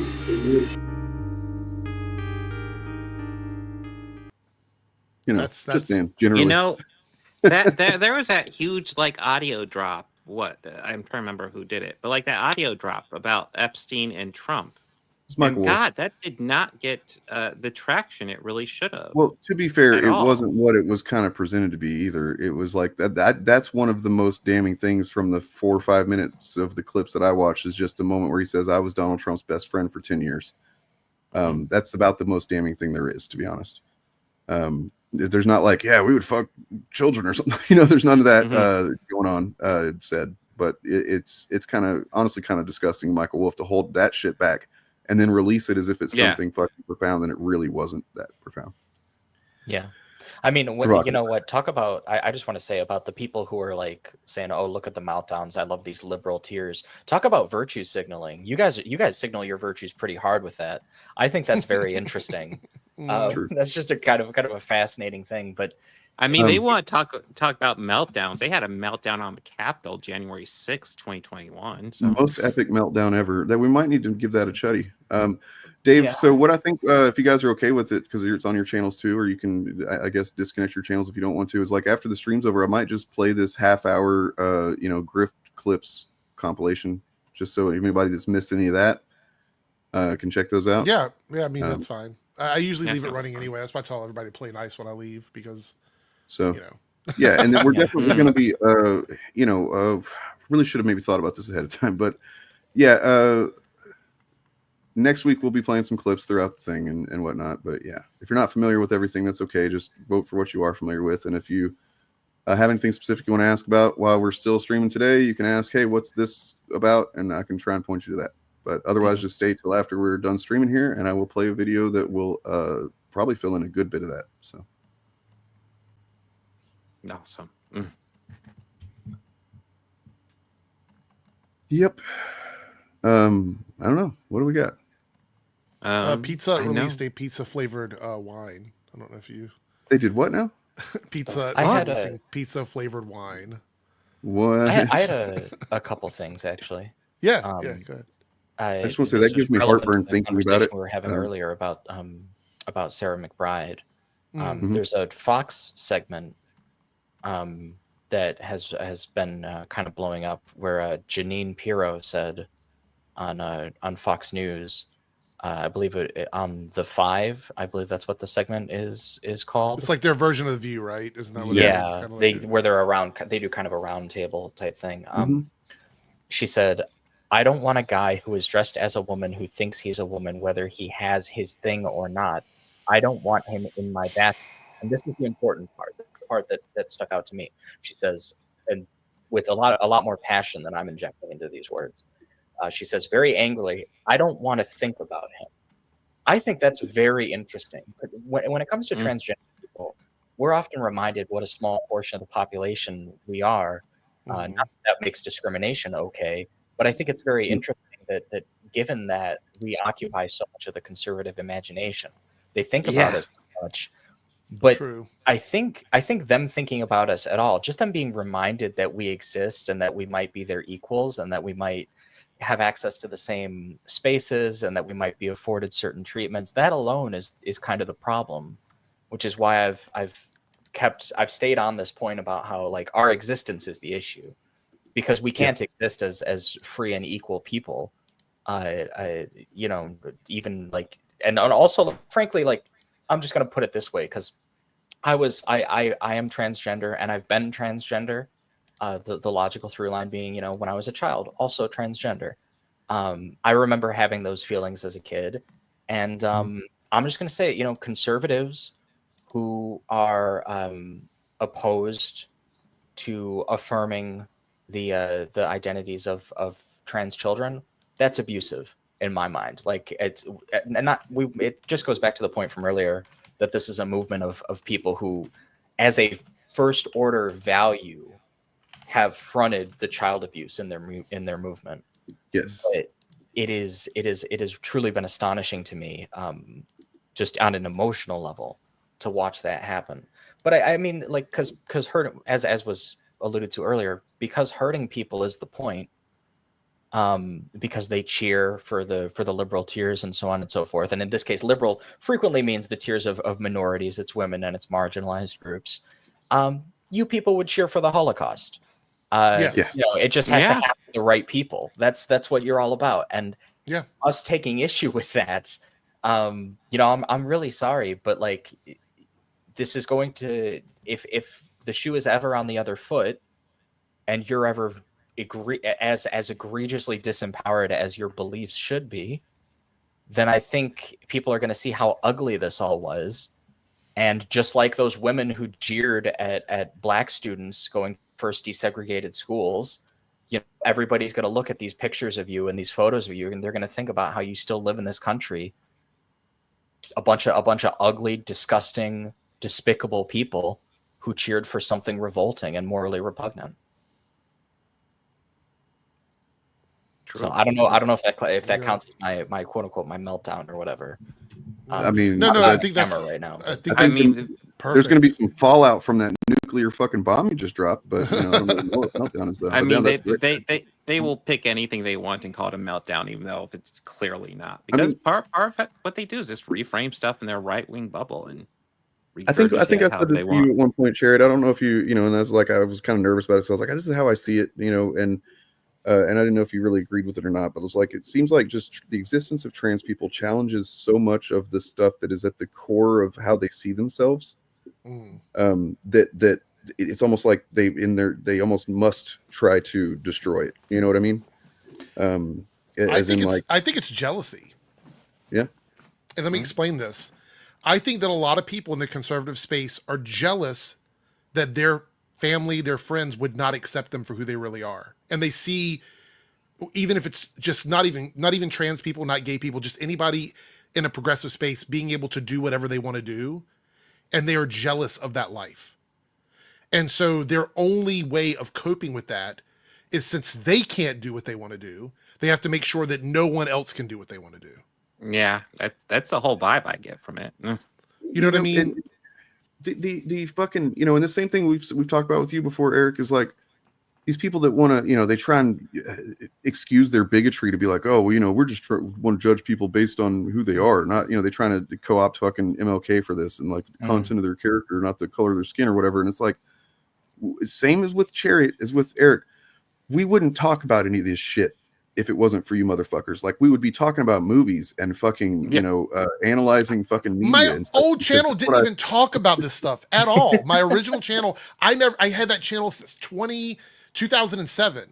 And I never covered topics like this because there was no reason to. It was never this polarizing. You mean just doing a movie channel? What the hell? Yeah. Who does that? Chariot has some of the best fucking, most well thought out fucking, like almost like academic level. I mean, in some cases, just academic level you know, analysis of media that you should fucking listen to. And it like hasn't, you know, I mean, I'm sure sometimes, and I know sometimes the trans perspective is relevant, but like generally it's not like it's just all about that.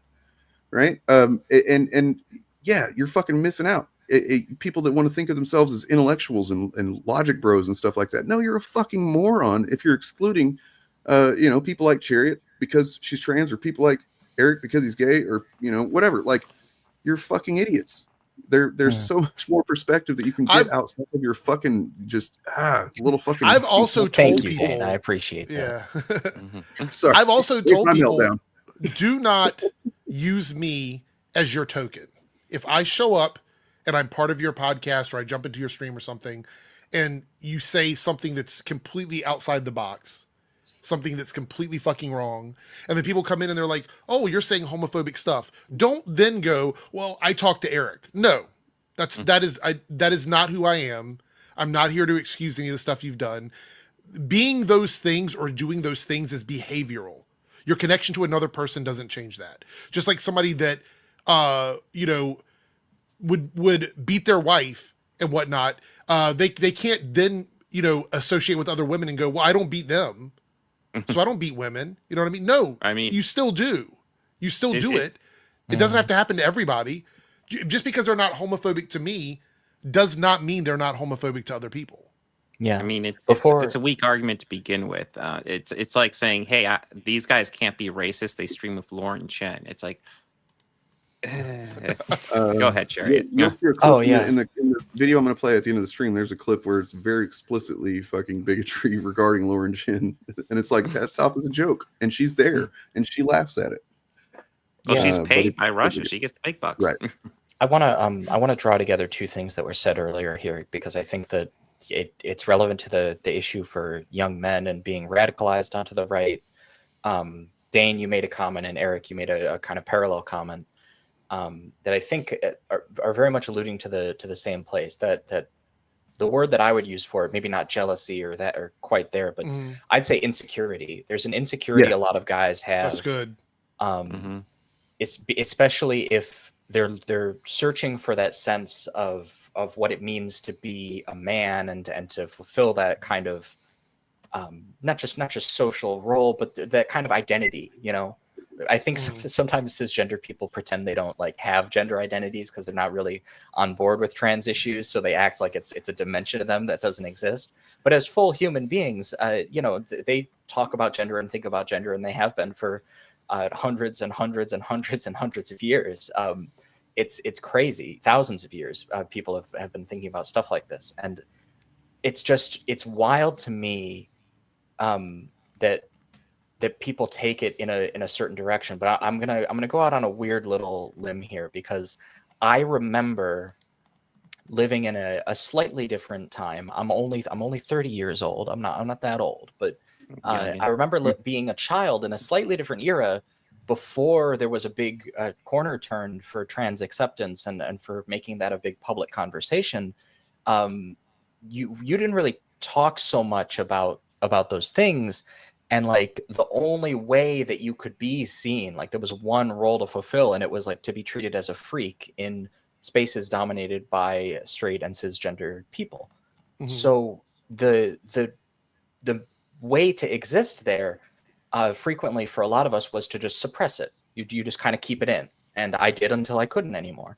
I got to a certain point, and I was like, what I say a lot these days, it's pride or die. At a certain point, I just got to own my stuff, And I think when I was younger, when I was I want to say maybe middle school age, I had a lot of really weird conflicting feelings because I was trying to suppress that gender identity stuff. And so I was trying very hard to think about myself as a man and try to control that. And I had a lot of conversations with other boys my age and with older men about the issue, trying to get that sense of security from that. And I kind of started to get this sense that the masculinity of not just myself, which would be somewhat obvious, but of a lot of these cisgender men who don't really have those questions about their identity, is still very frail and very fragile. What it means to be a man. I remember one time I was having a tough conversation, and an older man who I was very close to, a family member, I said to him, well, maybe I get to decide what being a man means to me. And he said to me, you don't. And what that is, if you've ever, a lot of people have had conversations like that with adults when they're younger, where an adult is like they're doing an unkind thing for a kind reason. They're like trying to save you the pain of running into a social problem, so they inflict it on you. Mothers do this to their daughters a lot. It's a big like this is just the way the world works, and you just have to accept it. So conform to mothers this. might like tell their daughters like, you don't want to come off like too smart because some men will get turned off by that type of thing. Yeah. There's a lot of gender related things like that in our society, and I think a lot of these men and these young people in general are insecure. So it's for young men, it's an issue compounded. But I think also for older guys, there's this sense of like, you not just that you will feel inadequate if you do not live up to certain standards, you will be judged to be inadequate. You will be criticized and found wanting by your peers, male and female. So you might fail in your romantic relationships, you might fail in your friendships, you might disappoint your father, your children might not and that's just the way it is. That's the way it is in the world. You know what I mean? It's tough. That there's a real fear there. But if I could, as far as the jealousy thing goes, if I could reach across to those people and tell them one thing, it would be that, even if you really fucking hate my identity, I gotta say, it's way easier in a certain sense for me to be out and to take that disdain from you than it would be for me to suppress it and to just keep it, just ball it up inside and just keep it all unprocessed and painful in there. It's way easier to just wear it. If I can, I think I can relate to that, and obviously not like the specific gendered sense, but like doing YouTube has shown me that, because I've talked about before, I did years of like, pretty intensive trauma work right before I basically was finishing it up whenever it's never going to really end, but the most intensive spot, the foundation, trauma therapy and stuff before I started YouTube. And if I had not done that, I would be just exposed nerve endings that were totally vulnerable to the things that people say about me all the time in every fucking video, every fucking day, in my filtered comments. They say it in chats. I'm like, this shit would actually affect me to a degree, fucking absurd degree, if I had not become comfortable, not just comfortable, but like decide who I was, who I wanted to be, build myself into that, and then put myself out there. And I see that that's why I know it's insecurity, because the types of comments that we get are like, you're saying what you would hurt you if someone said that about you. You know what I mean? And it's like, it doesn't have any effect on me because I'm fucking so far from where you are about how you feel about yourself. That what are you saying? You're a soy boy beta male? That literally doesn't mean anything to me. You know what I mean? Like, it's like, but yeah, I mean, I don't know if that really came across what I was trying to say there. But I would also argue that the reason why a lot of them, and I believe this, see gay people or trans people, anyone that's queer, as fetishes or things that just need to stay in the bedroom, is because that's how they participate in that. That's how they do it, right? So when they want to do things like, have, without being too vulgar about it, I guess, because I don't want to go down that route, but when they want to have like a threesome where another guy comes over and is with them and their wife, they want to do that and have that experience in the privacy of their home, but then they don't want to express that outwardly. Yes. You know what I mean? They don't want to be bisexual. They don't want to be gay or whatever. Yeah. Nick Ricciuto would spend a lot of time on YouTube talking shit on people's lifestyles and stuff, and then come to find out he'd been, having some kind of open relationship with his fucking wife and stuff. And it's like, not judging that. I'm just judging the hypocrisy of it. Yeah. But I'm saying like they view all of it as a kink because that is as far as they're willing to take it. You know what I mean? They don't want to explore what that identity looks like outside of that bubble, because that would break the foundation of the nuclear family and all of these things that they've been told their entire lives. It's too difficult. It is too difficult for them to go, hey, I might be gay, I might be bi, I might be trans, or I might be one of these other flavors in the world that we have now.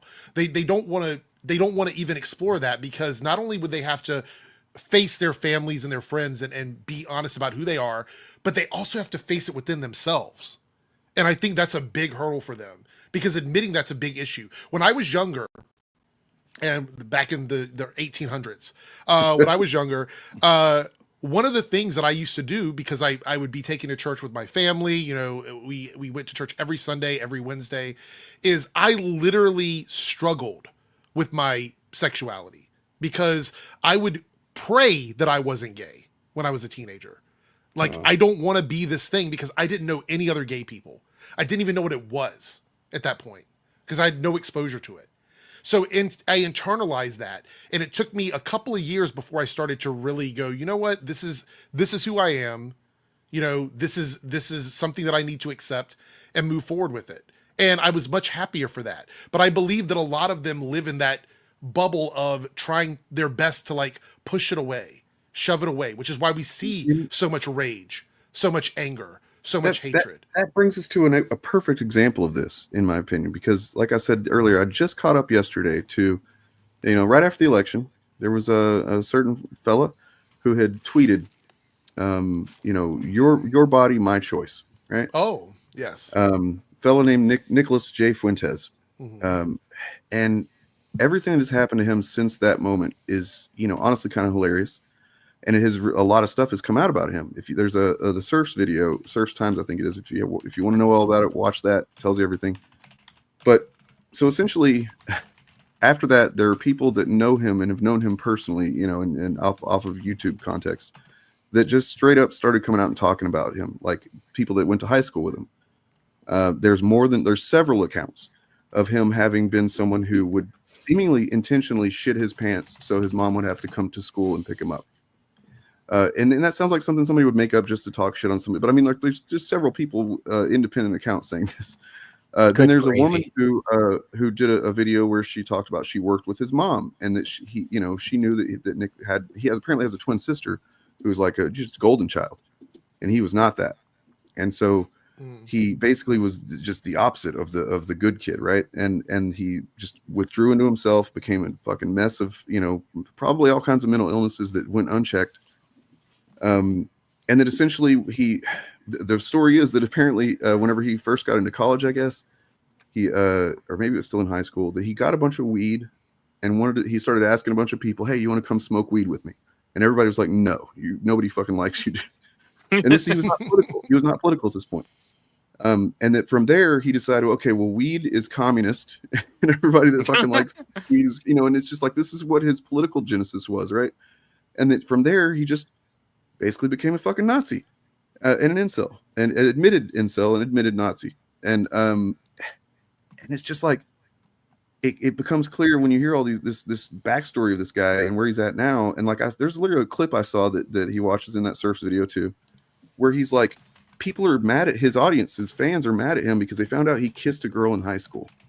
And he's like defending himself. He's like, hey, no, well, look, it was just one stupid thing. I do not like women. I'm an incel. Like, and he's just like defending himself like this. And it's like, holy shit, dude, you are fucking warped beyond. And it all comes from, you know, a sense of rejection, a sense of fucking, you know, insecurity, inferiority. And he just built this fucking alternative, you know, kind of fucking antisocial personality around that. And now he's fucking inflicting it on people. But also he's been doxxed, and that's pretty funny. Yeah. I did see that get shared around.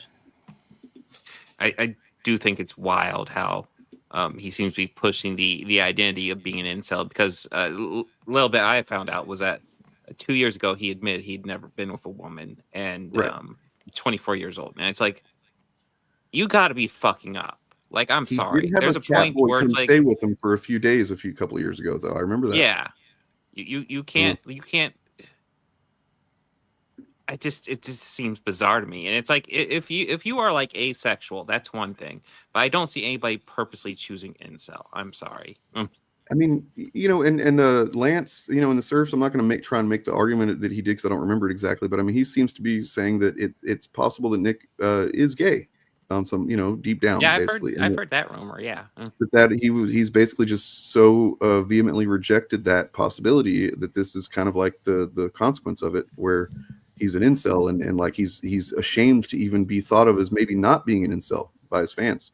Yeah. I would say that the idea of the stereotype of like some of the biggest bullies actually being gay themselves, it's something that I hate that it gets applied so often because I do think it does go a little bit far, but I believe that there's a lot of people that actually do fit that stereotype because it is something that happens. I don't think it should be the assumption, but it does seem like more, examples I've seen over the years that like sometimes it might actually be the explanation. When you watch them, you do get vibes from that fairly often. It made me think of Michael Knowles. I forgot about that guy. You gotta remember Michael Knowles. Like I was thinking just a minute ago, I'm like, whatever happened to him? He just kind of disappeared. He's still doing his podcast and stuff, but nobody's really watching his content anymore. No, yeah, he just vanished. There's not an excuse, absolutely not. And I have zero fucking empathy. In fact, I have less than negative empathy for somebody who chooses this, because I've talked about before, I had a really fucked up, shitty childhood. And, in some ways I did lash out before I understood and I inflicted that on other people. But as soon as I realized that was what was happening, I fucking started working on it and it's a choice that I made and anybody I believe is capable of. So if you choose to not do that, and in fact, just shit your problems all over everybody else, you're a piece of shit and a coward, in my opinion. Yeah. This is just always something fun to bring up. Michael Knowles' early acting role. Yeah. I think this did a lot more harm to him than he thought, because this came up and then he got questioned about it over and over and over again every time he was doing public speaking. And I think he just got tired of it. So now he's shilling cigars. I looked at his Twitter and it's mostly like him selling his own line of cigars, which oral fetish, but I mean, this is true. This is the data point, right? That a Republican event, Grindr stats go up. I don't know. Grindr crashed at the RNC this year. There was a guy. So this was probably a few years ago, before I was in the relationship I'm in now. There was a guy that I was interested in, and we were dating, sort of like very loose dating, like just showing up and talking to each other at bars and stuff. And then I found out he's a complete like MAGA weirdo. And no one knew about it. He tried to keep it separate because he wanted the MAGA folks to not see him as a gay person. So that was completely shut out of his identity in the MAGA space. But with all of his gay friends, that other half of his life of being MAGA also was shut out. It was just by chance that we stumbled upon his he had a whole blog. He worked for the Republican group in North Carolina to get like conservatives elected and stuff like that. And I immediately cut off contact with him. I just was like, no, I can't do this. I do the dating websites. I've matched with a few women who are just like, hey, in your profile, you say no Trumpers. And I'm MAGA, but like, you seem kind of cool outside of that. Do you want to go out? And I'm just like, no. But they're like, but it's not that big a deal. It's just politics, right? I'm like, no. Can't do it. But so it was one of those things where I'm like, if you can't even be honest about being gay with your party because you're worried about how they're going to treat you, bro, that's not your party. That's not your party. If you have to hide who you are because you're afraid they're not going to take you seriously or they're going to treat you differently, there's a reason why our community doesn't want them in power. Like, there's a reason why. Yep. A lot. Okay, so in two here, with the Hunter Avalon or whatever, a lot of the guys in that debate space, I won't say all of them, but a lot of them are the ex-conservative types. They come out of the conservative group and they start arguing more liberal viewpoints. Because I actually think that a lot of that particular, I don't want to say discourse, but the culture around debate bro stuff really is heavily influenced by conservative people. Oh yeah, I think that's a very, very big conservative. I mean, they pushed it so hard, and then the second week they started getting some lefties that could actually like serve them in a debate, they started backing off fast. It just vanished. Yeah.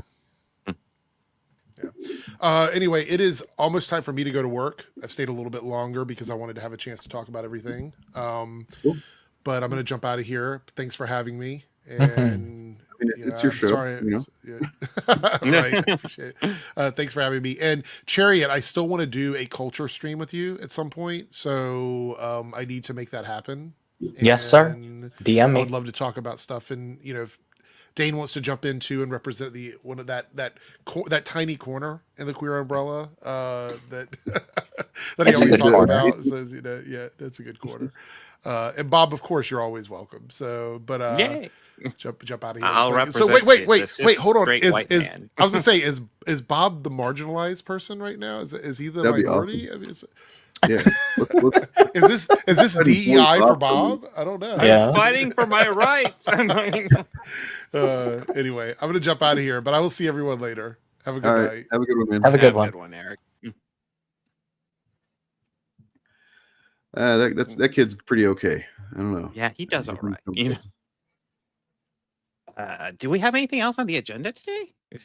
Well, I had just finally made a QR code to put on screen, so I don't know if we can bullshit for a few more minutes just to leave this up and let anybody that hasn't had that chance to go vote to go do that. But well, there was a little bit of bullshit. If you guys haven't seen my They Live video, I'm kind of happy with it, and I'm getting a good response to it. So go to my channel and check it out after stream.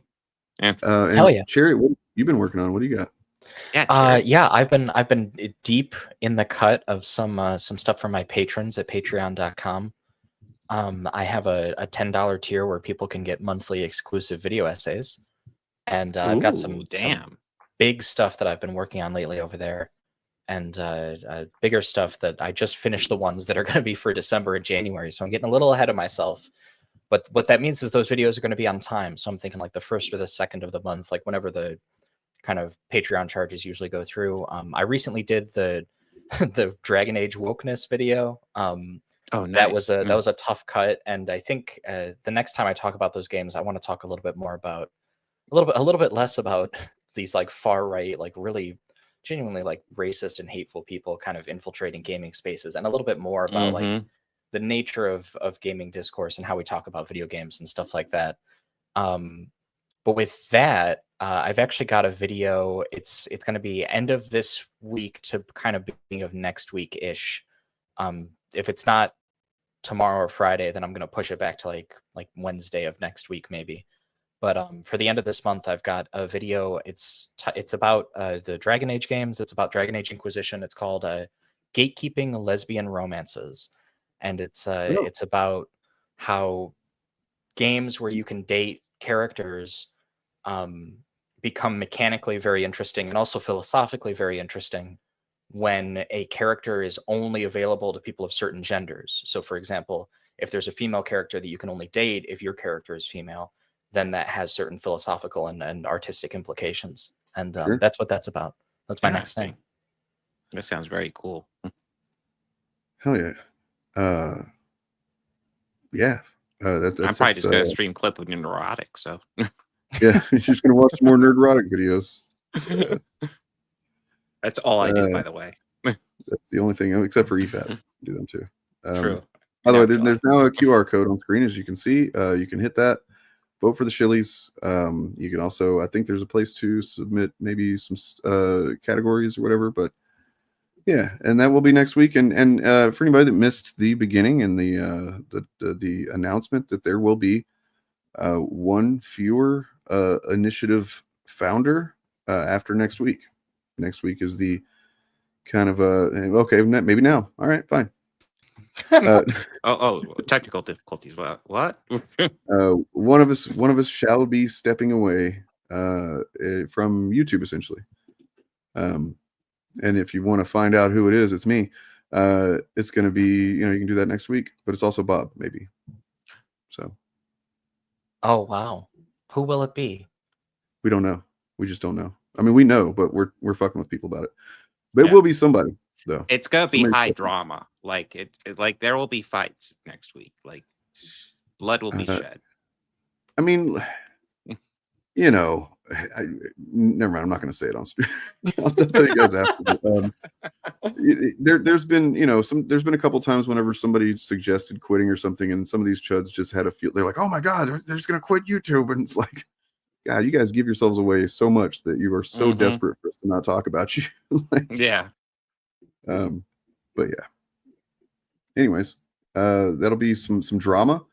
There'll be some some guests. Hopefully Chariot will be here. As far as who else, let's see. Edgier Than Now, the Birdman, fucking Anthony Gramuglia, Pillar of Garbage. All these people are welcome and, in fact, encouraged to be here. It would be awesome to have as many people here as can and want to be. And we'll have some good times. So, you know, maybe even another Bob who can't spell old correctly. You know, maybe. Who knows? It's possible. We definitely have a PP Little is confirmed. Okay, that's I think scary. He might scare people off, man. PP Lil's hardcore. Well, so he's been going through some drama himself because apparently he had a lawsuit filed against him for his name being too similar to an organization called the Little PP Society or something like that. Oh God, those poor people. I don't know how that resolved. There was like some kind of settlement that just it's not disclosing. They're not disclosing what the details of that are. But maybe if I don't know, he might have had to change his name. We don't know. Ooh. Yeah, and it's Thanksgiving Eve. So that'd be fun. Yes. Yeah. Oh yeah, and after that, I will do my Thanksgiving stream where I will, do comic books as normal. Then we get to sit down and watch the Star Wars Holiday Special. Then you're all gonna unsubscribe. My channel will crash and burn terribly. You remember we did a Thanksgiving stream the first year of the initiative? That's right, we did. Yeah, that was just having a whole bunch of guests on it. This year we actually have plans. It'll be wild. But yeah, I'll only do a Thanksgiving stream like every other year because the other years got fucking kids. Yeah, the Chud formerly known as PP Little. But yeah, good times. All right. The symbol he changed it to is a little drawing of a dick. Oh fucking Christ! I mean, unfortunately, you need like a magnifying glass to actually see it. But yeah, it is that little. Yeah. All right. Well, if anybody else has anything else, then please expose it. And if not, we'll get off of here, and I will play this Grifters exposed collection here. Yeah. Sounds amazing. No, it's not. No. It's pretty good. It's pretty good. Thank you, Byron. Thank you. Hey, great chat today. Great chatters, great numbers. Yeah, you guys were great. Show your junk. Okay. Maybe next week. Okay, they're asking that I show some junk. Coming soon, fandom initiative OnlyFans. Yeah, the one of us show some junk right here. Here we go. This is that's junk. some fucking junk, dude. Ugh. Yeah, it's bad. All right. Yeah, subscribe to Chariot, subscribe to Bob, subscribe to Eric, subscribe to Turf, subscribe to me, subscribe to your mom, all those people. I do think there's more to discuss as far as like this video that we didn't watch about the left-wing Joe Rogan, just like generally that concept of like what do we do in response kind of thing. I think that it's worth digging into more to what it is that's appealing about this stuff. So we'll probably do that a little bit. Maybe not next week, but after that. Are we doing anything next week? Thanksgiving? Yeah. Chilies. Yeah, the Shillies. And in fact, I will show the promo for that. And you guys have a lovely one. Guys, and there's nothing else to say except subscribe. Yep. Subscribe. Stick around for the Grifters Exposed. We love you. Bye. Yeah. Good night, everybody.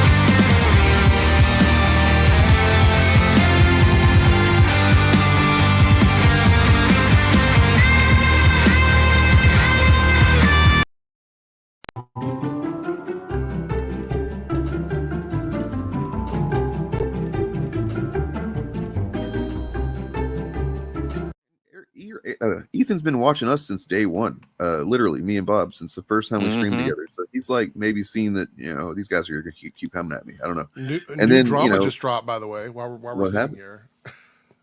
Between Critical Drinker and your boy Zach, now they're fighting. So oh shit, that's awesome. I love it. It's Review Tuesday, which means you've had 6 days to gauge what your audience will allow you to say. He's talking about Critical Drinker. If you would just review shows as soon as they came out, like every other critic on the planet, that would make you seem more like an actual critic than a consensus aggregator. Or Did you see what he said about fucking RPG character creation? Yeah, yeah. Holy shit. Oh yeah. And then it goes on here to say, Critical Drinker responds with, or maybe, you know, I actually have a life outside of YouTube.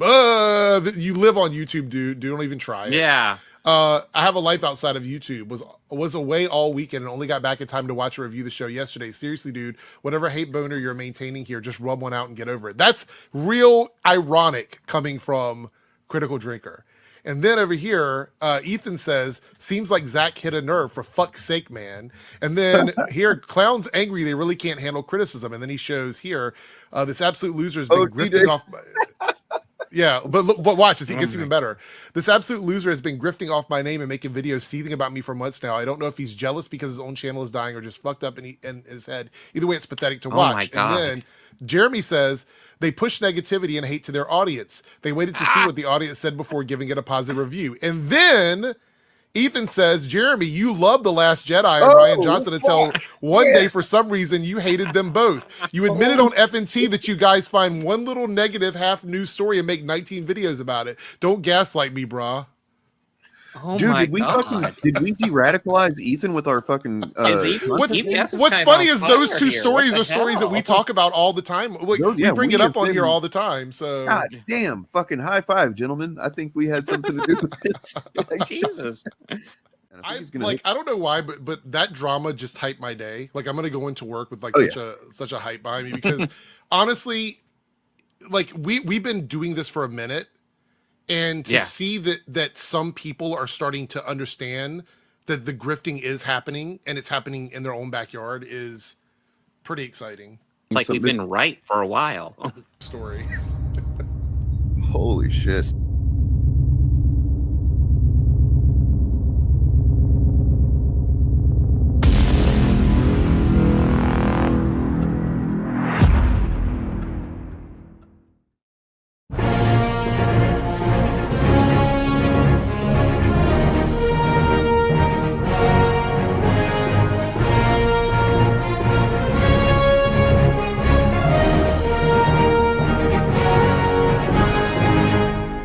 All right, you assholes. I've got a collection of what I feel like are some of the best moments that various grifters just revealing the grift or revealing that they are full of shit or whatever. And I'm curious. I'm sure you've seen a couple of my these, favorite genre. It really is a good one. I know you used one in your video with the that was the one that prompted me to do this. And so I started kind of thinking, what other clips do I know of where they just say something that's like, come on, man, how do you not see that this is a grift? That is Jeremy Griggs, the man behind Geeks and Gamers, who is, incidentally, the only one of these guys to have a shred of self-awareness. Welcome to every video we make. We use one little thing and then we build the narrative out of it. Welcome to every video we make. We use one little thing and then we build the narrative out of it. She's a former Padawan who could put out sustained fires in the vacuum of space. Sustained fires in the vacuum of space. Sustained fires in the vacuum of space. Fires in the vacuum of space. Fires in the vacuum of space. Sustained fires in the vacuum of space.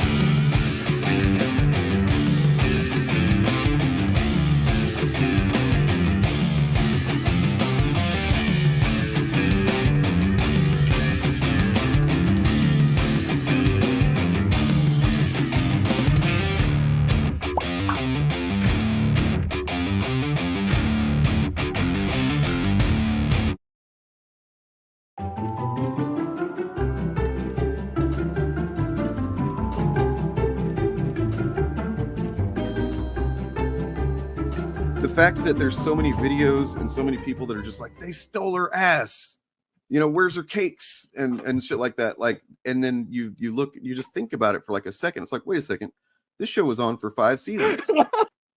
it's the one image that we're constantly seeing, right? So that's the shot from the show. So it's not even like her like being sexy or anything. It's her facing down Apocalypse in a vulnerable spot, to be sure. But yeah, let's see the context in the show. Like all the others.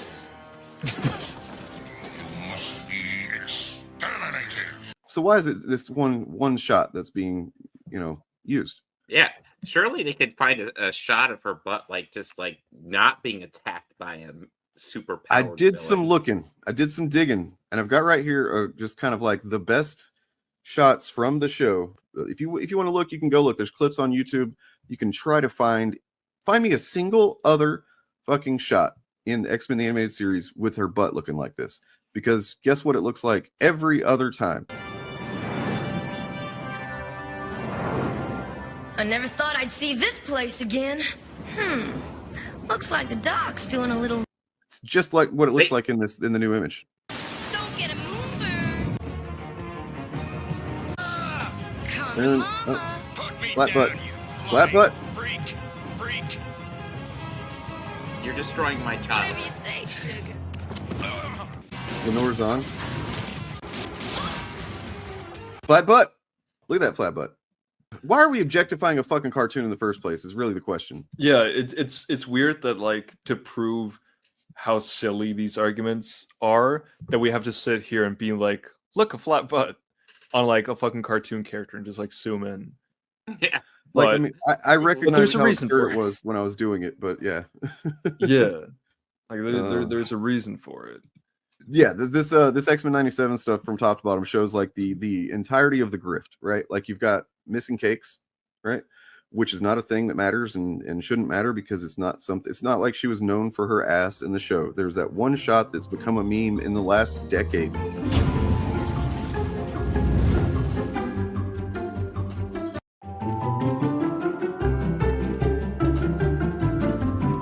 Have a million spider folk, which doesn't even make sense when you consider Peter's origin. I define everybody that's not Peter Parker as an unoriginal Peter Parker. Talking about Peter Darker. Fun fact. Eric used to like the character, even saying he's more than just a black Peter Parker, but he changed his tune when he found out he could make more money pandering to racist comic book fans who hate Miles Morales. You're just actively making shit up, ha ha ha. Did you used to like him?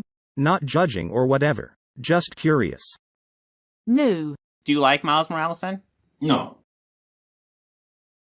Yeah, some characters have been written decently that are of different races and have suited up in the suit of a hero or a version of that hero. One of the more obvious is Miles Morales as Spider-Man. You're just actively making shit up, ha ha ha. Miles Morales has his own background. This is far better than just simply making Peter Parker a black guy. Talking about Peter Darker. But Miles is an exception, make no mistake. I define everybody that's not Peter Parker as an unoriginal Peter Parker. And it will always be preferable to have another character with his own unique skill set, unique art. This is far better than just simply making Peter Parker a black guy.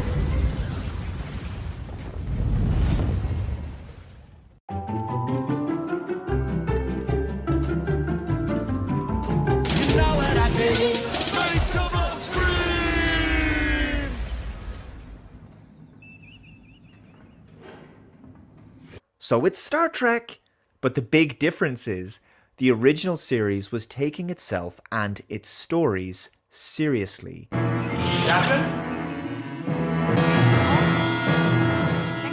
Even the light-hearted ones never deliberately descended into outright farce and self-reverential comedy. Harcourt, Fenton, Mud, what have you been up to? But Strange New Worlds doesn't take itself seriously because it doesn't take the original seriously.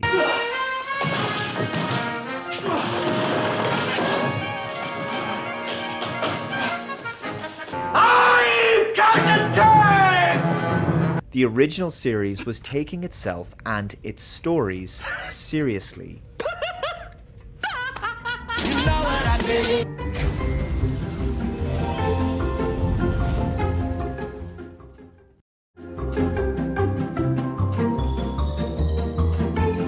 I said, Marsha, I don't know why you're doing what you're doing, but out of Darwin's memory, I am not going to fight back. If you feel the need because she blamed me for that. And she tried to call a harassment army, the likes of which I have not experienced before or since, against me, saying that I was claiming her husband, her deceased husband, Darwin Cook, was Comicsgate.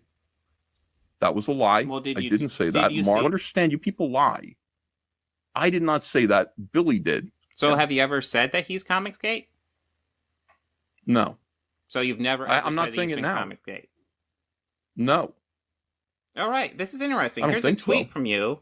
Have fun scraping work in a dead industry that if you suck enough corporate dick, you'll be able to earn in a lifetime what I earned drawing frogs independently. By the way, Darwin Cook Wait, was show Comicsgate. it. Bring it up. Yeah, guess what, Ethan? What's that? What you just did was called a lie.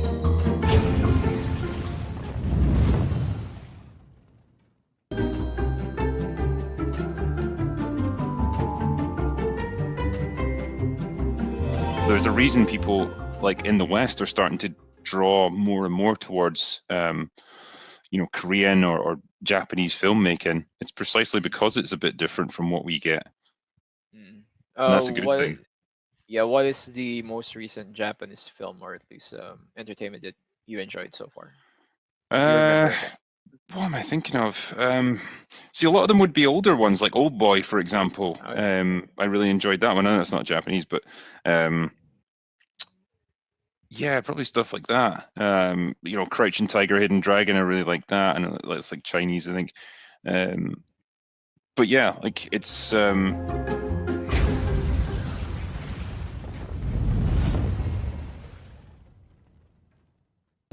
Steve Rogers is indeed Captain America, and Miles Morales is Miles Morales. This statement does not say that Sam Wilson isn't a Captain America. It doesn't say John Walker isn't a Captain America, or Isaiah Bradley, who was retconned as the first Captain America, isn't a Captain America. It doesn't say that Bucky Barnes isn't a Captain America. It just says Steve Rogers is Captain America, and the same goes with Miles Morales. He is indeed, again, Miles Morales. He's also a Spider-Man. I mean, it's him admitting what he's already admitted, but like much more boldly than he has before. Wow. This month, I've made $1,000 on Twitter. $1,000. I'm making $1,000 off of Miles Morales tweets. Shit I would do for free. That, for one, is America. That is capitalism. It's fucking hilarious. And you can do it too. You can do it too. You can do Miles Morales tweets, because they're like engagement gold. They're engagement crack.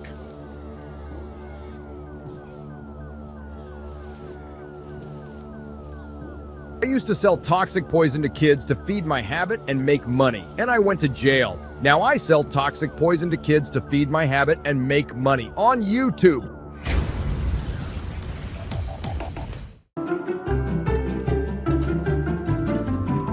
Reacher, of course, is the antithesis of what Hollywood and streaming services largely want to push these days. Mostly because it stars a strong male character who is also straight, and also the actor behind Reacher, whose name is Alan Ritchson, is an openly devoted Christian man. That last part is very important, by the way, because largely in this day and age, Christianity as a religion is dogpiled on and attacked constantly. Things like the woke mind virus absolutely do go out of their way to attack religion. That's interesting that he says woke mind virus.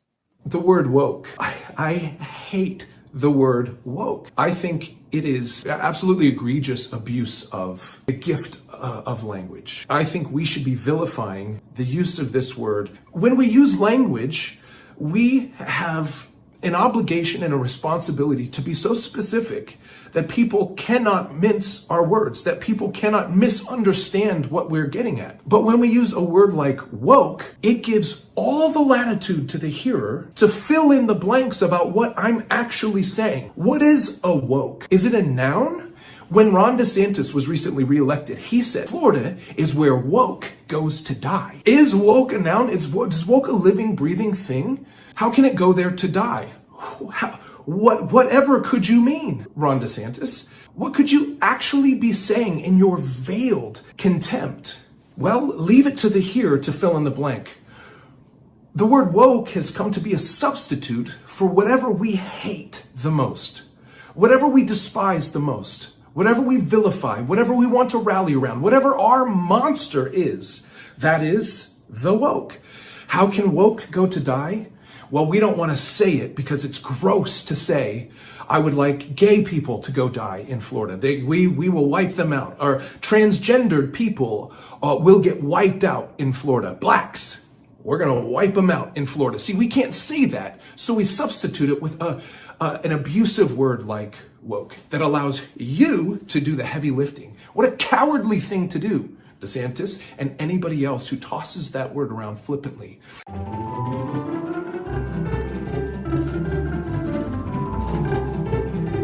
Tell me, how many dumb, hapless, incompetent husbands, fathers, and boyfriends do you see constantly screwing up even the most simple household tasks? It's a strange sort of offering that they're giving us now, where we're going to actively hate you as an art form. We're going to make it our business to make you feel awful about yourself. And if you dare to push back on that and reject the offering that we're giving you, then we just label you as a bigot or a reactionary or whatever stupid term we label people with these days. The obvious fallacy with this idea is he conveniently ignores the countless modern movies which have white men leads who are the opposite. Not to mention that the dopey straight white husband has been an ongoing theme in TV and sitcoms since forever. And while he has a lot to say about the representation of straight white men, he doesn't seem to bring up the countless years of pigeonholed ethnic groups who always had to play the criminals, or the cleaners, or the quick stop clerks.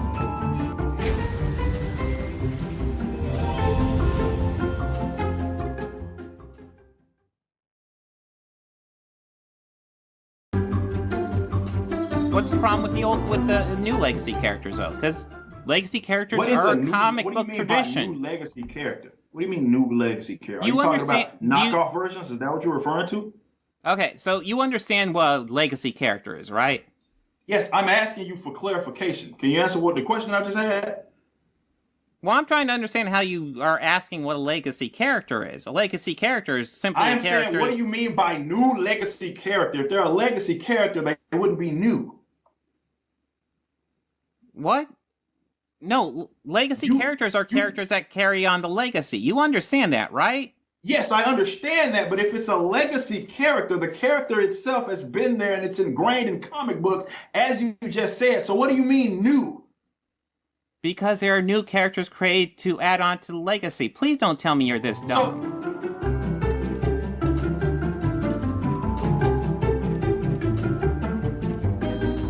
No complaint. Subscribe to me.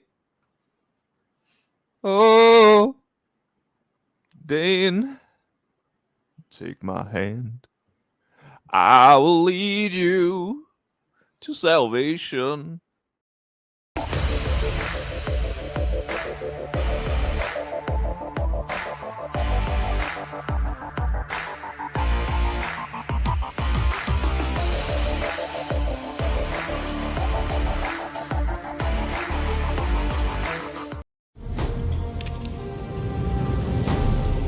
Hasta la vista. Nuance and context.